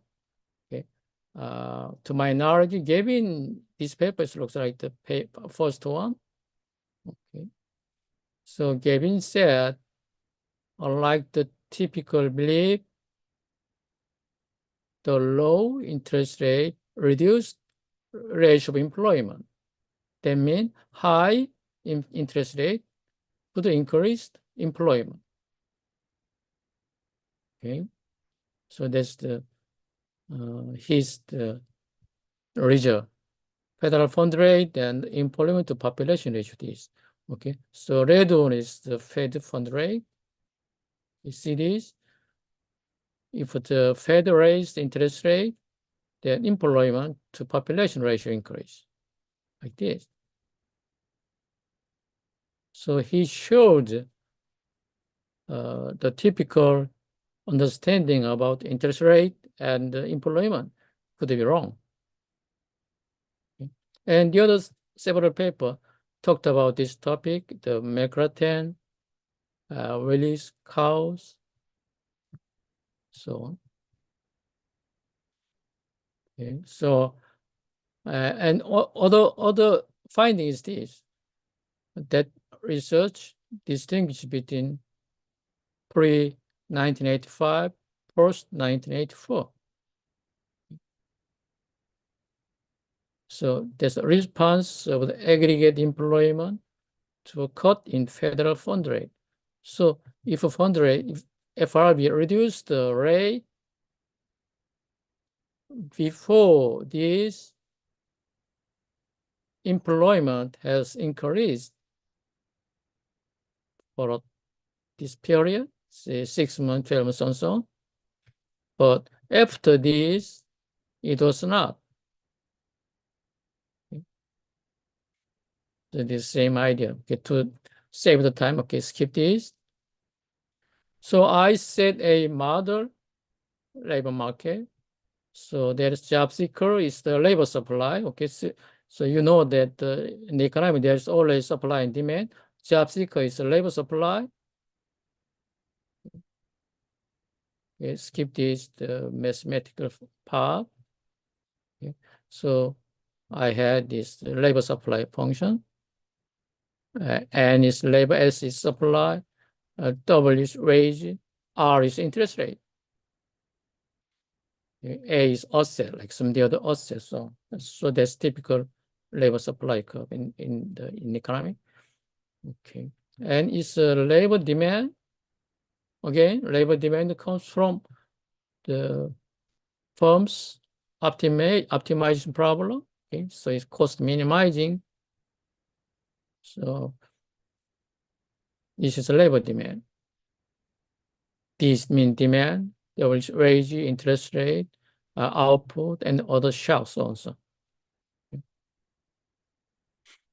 So here, in theory, it said this: labor demand could be negative with respect to interest rate, or positive with respect to interest rate. That's theory.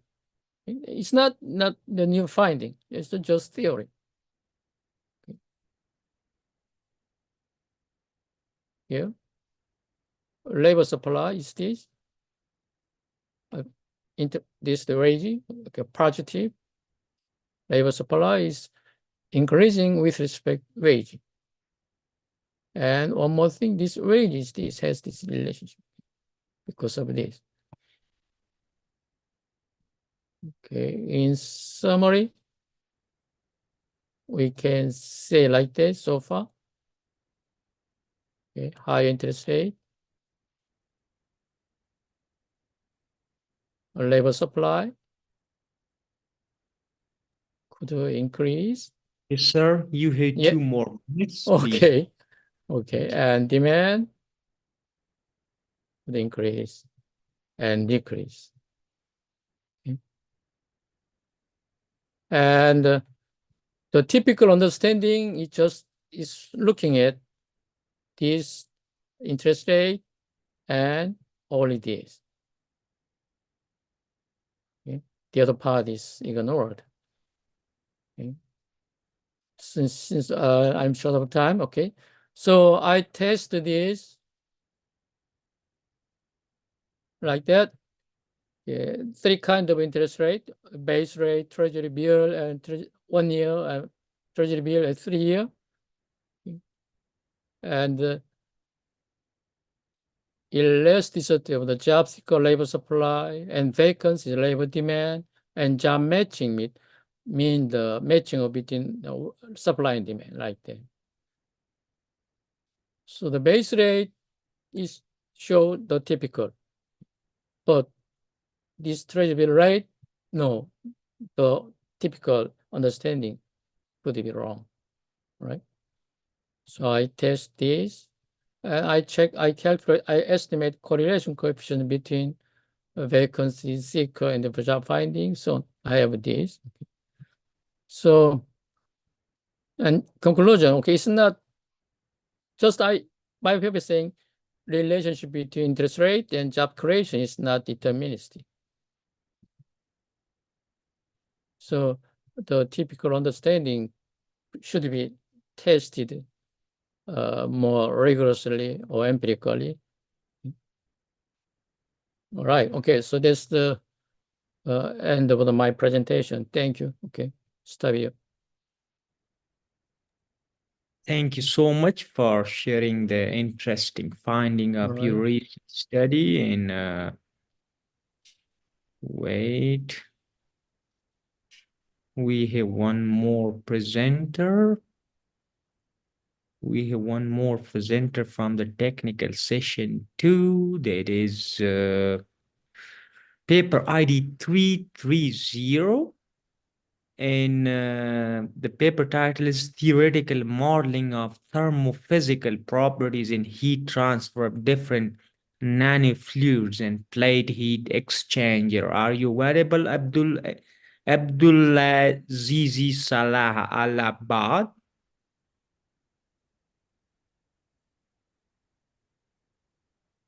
Abdulaziz Salah Al-Abad. 330. Paper ID 330. Paper ID 330. Abdulaziz Al-Abad. Are you available?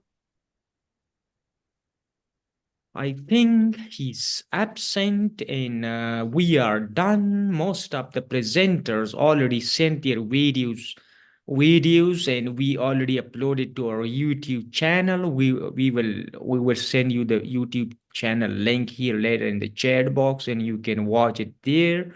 Now, I'm requesting, first, before we start the Q&A session, I'm requesting to open your cameras with the smiley faces, and I take group photo if possible. Thank you so much. Yes. Thank you. Please open your camera. Okay, thank you. 2 more. 2 more.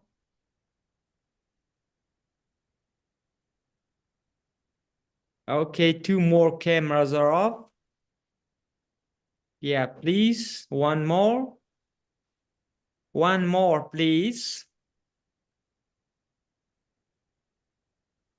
Okay, thank you so much. So I'm taking a photo with your smiley faces. Be ready. 1, 2, 3. Thank you so much. Do you send this photo?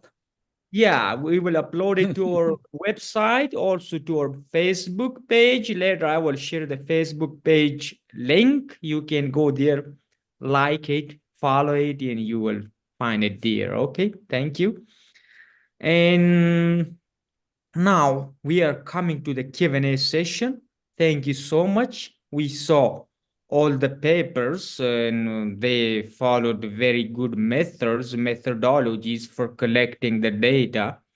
But I hope there should be some questions from the participants regarding these papers, these presentations, and if someone is interested to share their views, their opinion regarding these papers. Now we are in the Q&A session, and please come forward to ask your questions if you want. Okay.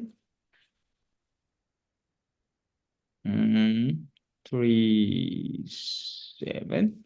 Any question, please? Regarding the papers, if you have your notes.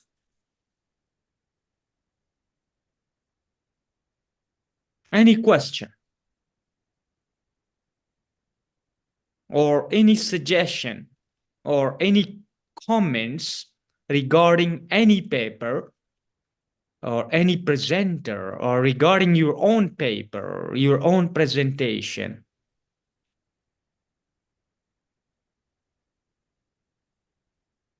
Okay, if you don't have any Right. question, I have Right. questions. Okay, I have my comment. Yeah, please. You know, this is my first time to participate this kind of conference. So, you know, there are people from many different major. So difficult to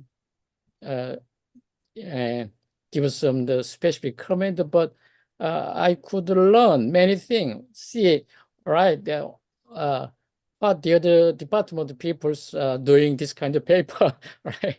Yeah, was good. Okay, thank you so much. Basically, this is a merge conference. Basically, 2 or 3 papers are from the applied or technological side of the conference. That's why it's quite diverse. And you can see different papers, but basically most of the papers or presentations are from social sciences, economics, and business related subjects. I think are quite easy to understand. Yeah, so I don't know whether you have any questions for those papers, those presentations or not, but I have some questions basically for 2 papers. 229, the paper ID 229. I think you have conducted your studies in Cambodia and in Malaysia, but I don't know. I just want to know, and I just want our listeners or other participants, they maybe are interested to know what kind of language did you use for collecting this kind of data. And I think you conducted your research on income differences in during the pandemic and post-pandemic. So I don't know whether still there are differences in this income level because the pandemic is over and it's a quite normal situation because I have been there to these places in the last couple of months, and I didn't see so much differences. But we want to know what's your analysis regarding this income, the differences related to income level of these drivers. So I just have these questions, and I also want to know what's your future research questions for other researchers to do research in these areas. Thank you so much.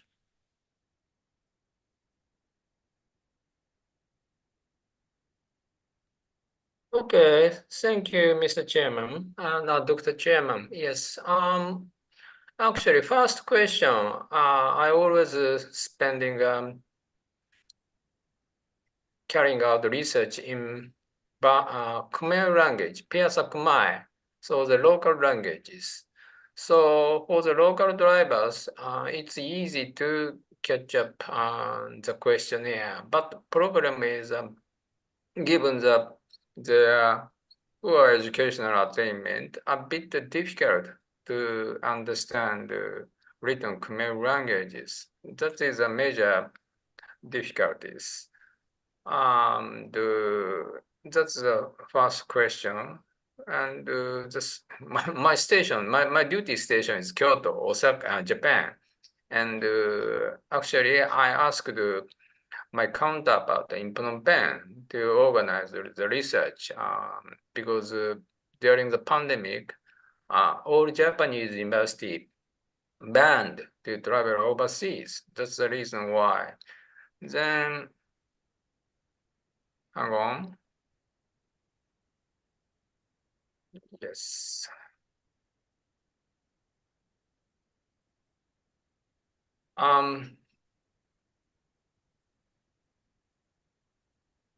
This is before the pandemic. So before the pandemic, the exact question is like, before the pandemic, how much money you could make per day? It's a net income. So during the pandemic, my counterpart in Phnom Penh and the enumerators carried out research asking drivers one by one, how much in the past, how much in now. Then after that, asking a question with mobile phone, at the moment, how much per income? Must be your net income, blah, blah, blah, blah. So put into the Google format, it's a enumerator's task because most of drivers actually primary school graduates. So that's the problem. Then after the pandemic, how much it's carried out by mobile phone. At the moment today, how much you can get it? Yes. Then that is after pandemic, how much is your net income? Blah, blah, blah. Also, future prospect. Actually, I got to fund from Hitachi, then carried out research in Jakarta as well. Then Jakarta's research much easier. Most of drivers they have a bit better educational attainment, and they can read Bahasa Indonesia as well. Oh, I can do Bahasa Indonesia as well. Then much easier for online survey. But it's a good contrast with Cambodia. But it's a comparison between Jakarta and Phnom Penh. It's a different topic. So future prospect. Actually, if I got to research fund from the next fiscal year, I would like to carry out research in Malaysia and Thai, and probably in Philippines. So comparison between 5 major ASEAN countries should be interesting in terms of educational attainment, daily net income, and how to cooperate with during the pandemic. So in order to make well-organized archives on the impact of COVID-19 in Southeast Asia. That's all my answer. Did I answer to your question? Thank you so much for explanation. And I think someone has raised hand. Devi Santos, what's your question? Sure, please. Hello, sir. Good morning. Presenter number 229, right? Okay, Yeah, nice to meet you. 229. Yeah. in light of all the aforementioned manifestations, conclusions, and implications in the pursuit of your study, I would like to be aware on what is the theoretical framework behind it. Oh, it's a quite a good question. So theoretical framework, probably it's a very conventional socioeconomic survey using questionnaires. So family structure, age structure, and net income, and housing conditions, something like that. But the very much different point is pandemic, COVID-19, and travel ban. Say, for example, in Cambodia as well, and Phnom Penh as well, Jakarta as well. During the pandemic, most devastated period is completely banned to go to outside. Yes, probably Philippines as well, the same. So under such kind of unusual conditions, what kind of social and economic changes or transformations we are able to observe? So such kind of theoretical background, theoretical foundation, probably it's unprecedented. So far, no such kind of research during the pandemic. Say, for example, in Ukrainian case, war, during the war, what kind of reaction for the ordinary people from the citizens? Lots of studies, but the pandemic, in focusing on pandemic, such kind of unprecedented disaster, probably we don't have. That's all my answer. Did I answer to your question? Thank you so much for explanation. And as you mentioned, I hope he answered your question, Devi Santos. Thank you for answering the question, sir, but I would like to suggest that relative to survival strategy during the COVID-19 pandemic, maybe we can incorporate at least a theory that is anchored on the survival as it is exposed to changes or disaster like the COVID-19 pandemic that alter our existence during that period of time. And we must also provide the author and how he or she elaborated it annent to the title of your study. Thank you so much, sir. Thank you, Ben. Sorry. Thank you very much. It's a good point. Thank you again. Thank you so much. And as you mentioned that you are interested to conduct study in Philippines, and we are here for networking, and here we can see a lot of participants from Philippines. And if someone is interested to collaborate with you, they can contact you and you can share your contact in the chat box. There will be a good opportunities for you and for other as well, I think.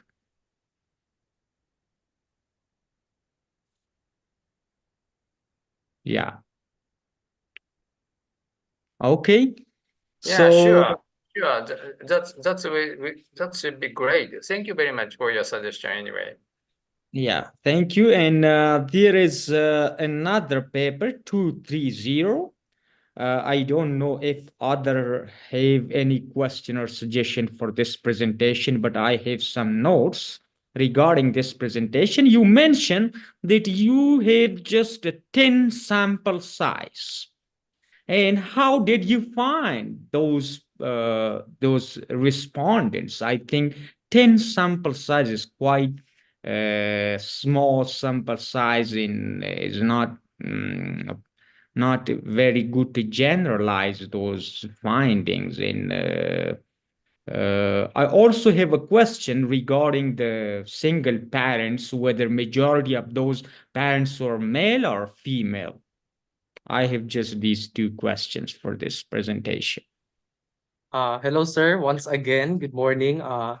Let me answer your question based on our studies pursuit and how it's methodology blossomed. And within the context of our research, the participants, in terms of participants, we made use of the purposive sampling technique by selecting 10 participants. And we have supported an author, which is Obilor, in the year 2023, who asserted that researchers who aim to reach a specified target subgroup would apply purposive sampling. And all the participants were recruited based on their relevant profiles. And they were chosen based on the following inclusion criteria. And number one, they were certified female single-parent OFWs. Number two, they have raised 1 or 2 children living with grandparents and relatives. Number three, they were an inhabitant within the geographical location of Dagu City province of Davao del Sur. And as part of its exclusion, the single-parent OFWs were not bound by age limit and year count working abroad, including the number and age of their sons and daughters. And relative to your question regarding the sample size, which were 10, the sample size was determined under Creswell's guidelines in the year 2018 for phenomenological investigations, which indicated that at least 5 to 25 sources must be consulted before knowledge immersion can occur. And anyone who matched the researcher's criterion for inclusion in the inquiry and expressed an interest in participating was carefully scrutinized. Okay, good. Thank you for the explanation. As part of your question also, sir, I would like to add the data that between April and September 2021, 60.2% of OFWs were females, while 39.8% were males, and most OFWs were between the ages of 30 to 34 years, and the Middle East was the most popular destination of OFWs during this period, according to the Philippine Statistics Authority in the year 2022.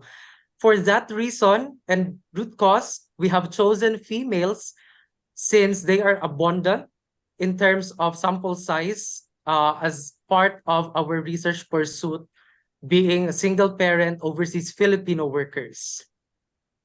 Okay. That's good and quite interesting that most or majority of the single parents are female. And I think it also need a further explanation that why in this country most of them are female. So that would be another kind of good addition to your findings to explain this kind of questions in your findings, and it will be a clarification in your research findings. Yes, thank you. Okay, any other question or any other suggestions for other presentations or this presentation? Or you still have raise hand if you have any other question for other presentation. Davy Santos. Okay. Or since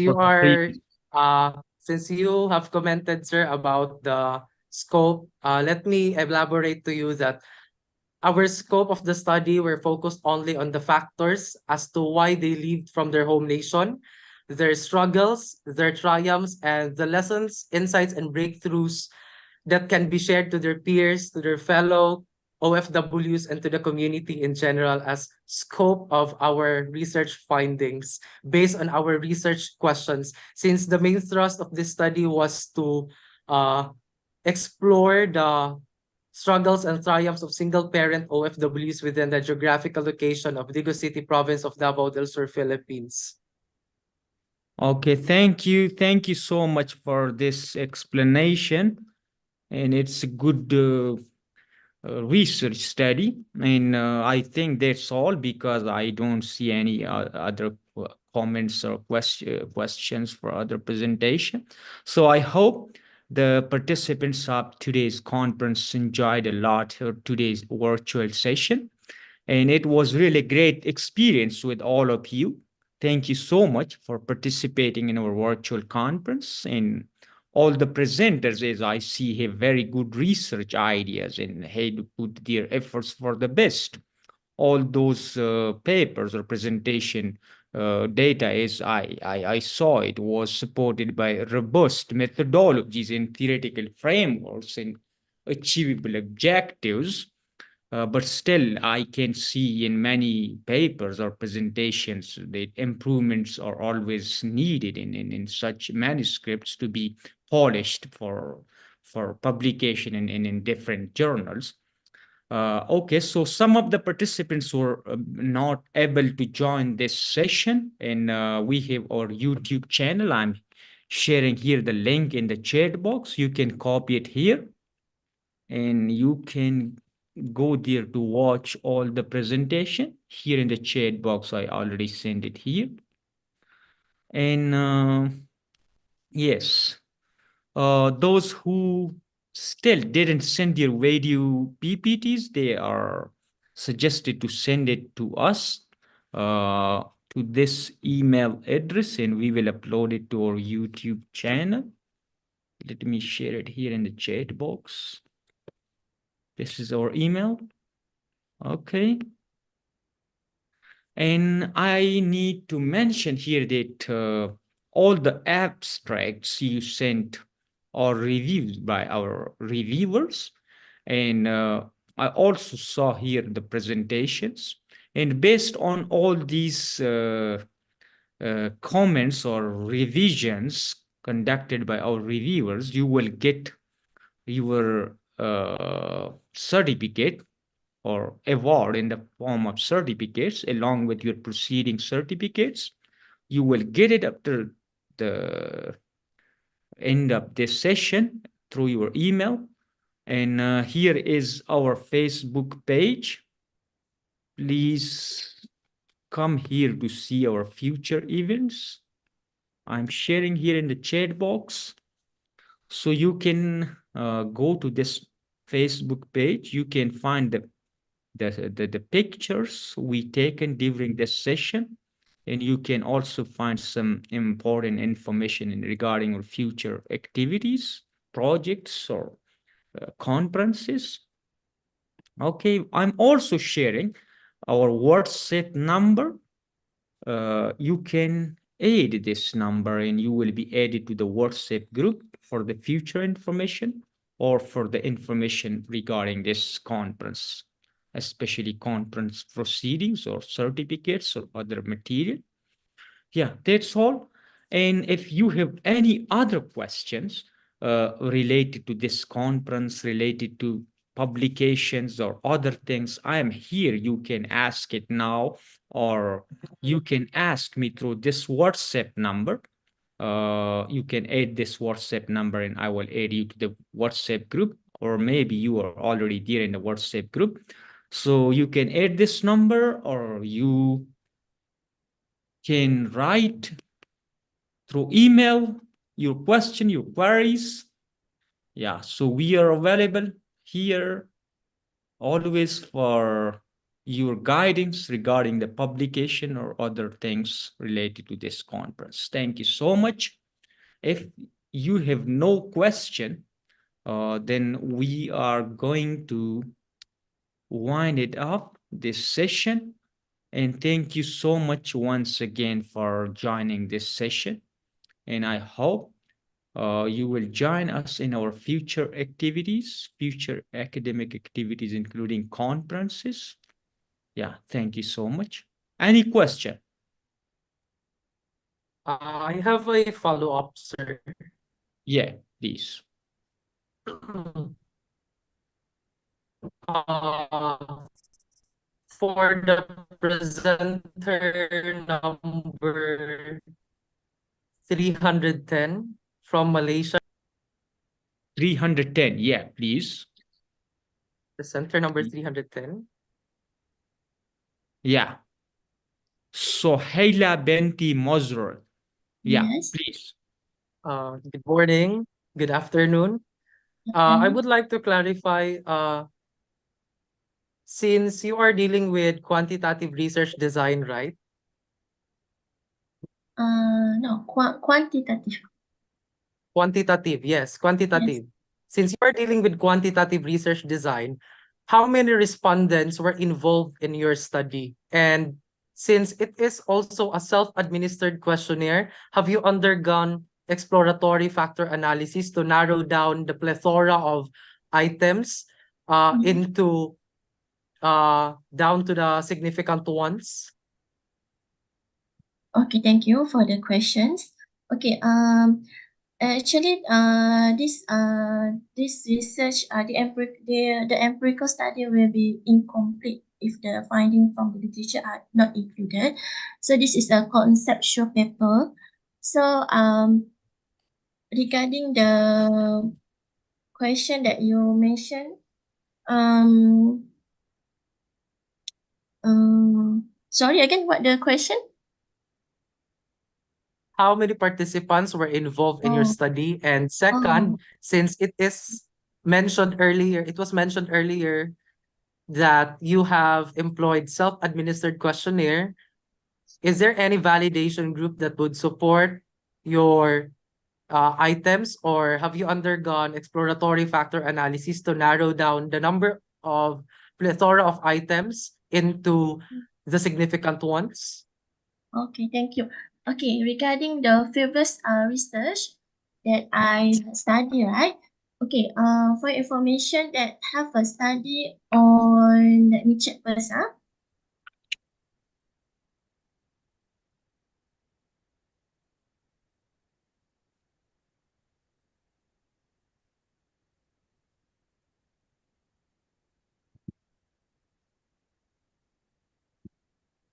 Okay, the study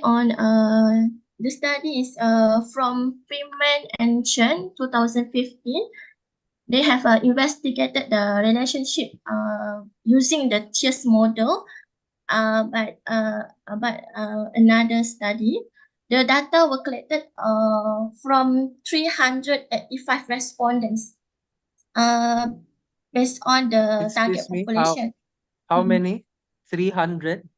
385 respondents. This is a previous research by Freeman and Chen, 2015.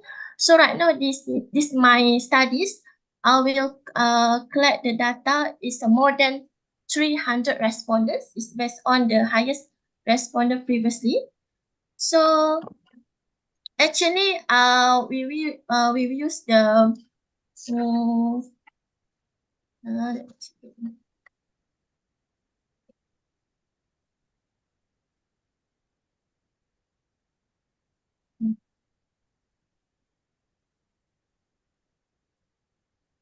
okay. We will use the G-Power software calculator.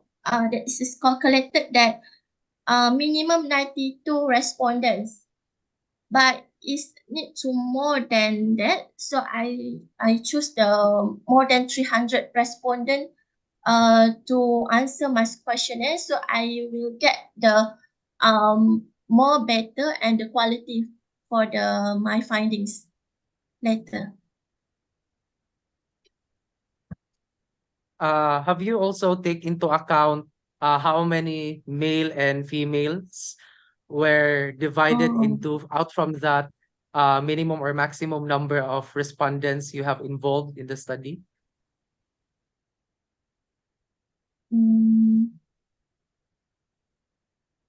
Actually have regarding the specific respondent, right? Regarding the it's not a female or male. It's there's a specific age. It's between that can answer my question. Oh, I see. Okay, Okay. So thank as you. part of my suggestion, you may also include in the inclusion criteria under your methodology part in the participants the specifications, or it is a male or female, and the age range between 30 or 34, like that, or something that you have included in your research. And aside from that, you may also include the scope, or what geographical location have you conducted this research, so that it will be also particular when it comes to specifications of the research participants. And the second question, have you introspected about it, the self-administered questionnaire? Yes, no problem. have you undergone exploratory factor analysis, or are you familiar with that? Yeah, sure.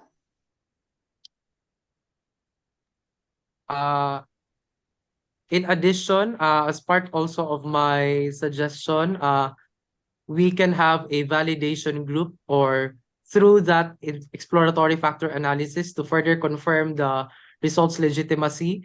And you may consult that group or team collaborated frequently while the research was being conducted. And since they will lead you to closely examine the supporting data provided in your findings, and aside from that, they must also verify the coherence using the information provided during your data collection. Oh, I see. Thank you so much for That's your it. recommendation for me. Yeah. These are very So great much. suggestions. So you can also contact, or you can be connected with each other to help each other. They will be great, I think, for all of the authors, or for especially for this 310 to take this suggestion into account. Yes. Yeah. Thank you. Thank you. Okay. Any other question? Any other question, or we can. I would also like to ask entry number 1, oral presenter number 227. Okay. Are they available to which one, please? Is oral Because presenter many of them 227 already around? left. Yes, many of them already left, but I think they are available. Yeah. Hello, Miss Joshua. Joshwani from Philippines, my fellow Filipino. I would like to clarify, is that a science investigatory project? And from what program do you belong? I am under the College of Education, handling the Bachelor of Secondary Education major in science. The researcher are science educators, and that is not a typical investigatory project, but it is an action research with the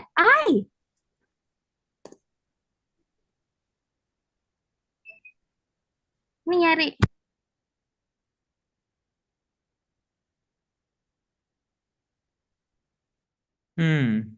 Disconnected.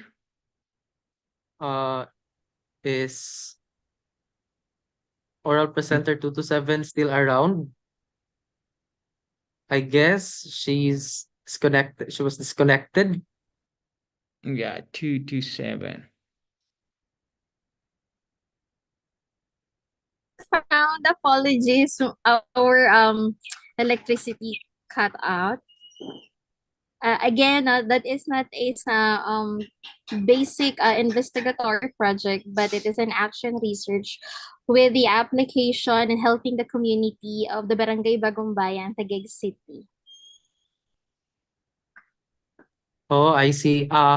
You have made mention earlier po, ma'am, that it's an experimental research design. Yes. Have you wield control of the control group? Again, pardon? Have you wield control group? Control group, you are meaning the untreated tilapia? Yes, yes. What do you mean with the uncontrolled group? We use preservative agent, or doesn't have a preservative agent? Using the preservative agent. Using the preservative agent. Do you have any material in the control group that can compare the findings? We just use garlic to identify if the garlic is effective to be a preservative agent. Oh, I see. We don't use any variables, no, to make it a to get the findings of our study. How many experimental period days does it cover, ma'am? They have a trial and error, no? For initially they have 14 days to get the perfect component of the garlic, since the garlic has a strong smell, no? When they put it in the tilapia, it can cause too much smell that, ay! Namamatay yung laptop ko.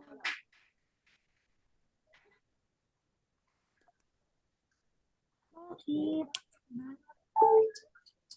Nasira na yung laptop ko. Hello, ma'am. Hello? You are still audible. Okay, no, my screen is in a blackout.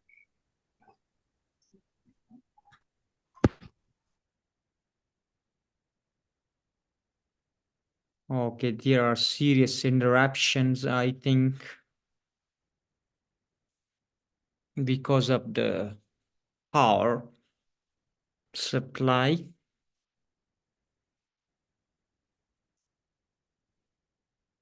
Okay, by the way, Devi Santos, are you a PhD scholar or you are from a faculty? Is a general question. I am still a fourth-year Bachelor of Science in Psychology student, sir, from the University of Mindanao Digus College, Philippines. Okay, very good, very good, very good. Along with my registered psychometrician and registered guidance counselor advisor, Mrs. Emma Ceballo, also from the Philippines, who happen to be at New Zealand right now. Okay, very good, very good. Okay. So you have more questions from other participants because I think the participant 227 is facing interruptions because of I the guess she's back, sir. Miss yeah 227. yeah. Yes, again. I don't know, my laptop shutting down, as in black out my screen. Again, what is your answer again? What is your question again? The experimental period days. The experimental day. Initially, they have 14 days to get the perfect tilapia, perfect texture and appearance and smell. But right after the 14 days, they add another 14 days for the preservation period, because that is the standard for the preservation of a species of a fish. Then right after that, they go to the Food Development Authority to check if there is a bacteria present in the tilapia during the preservation time. Okay, Wow, thank you you so for much. answering my I question, think ma'am. we are short of time, and I think we need to, because most of the participants already left the session, so we need to we need to finish it because it's the time now. So thank you so much for participating in this virtual session. And if you have any other questions related to publications or other things, please contact us at the provided number or email address. I already sent in the chat box. Okay, thank you so much, and bye-bye. Have a good time. See you again in our upcoming sessions or conferences. Yeah, he already shared his email. Santos Devi @gmail.com. You can aid his email if someone wanna aid him. Okay, thank you.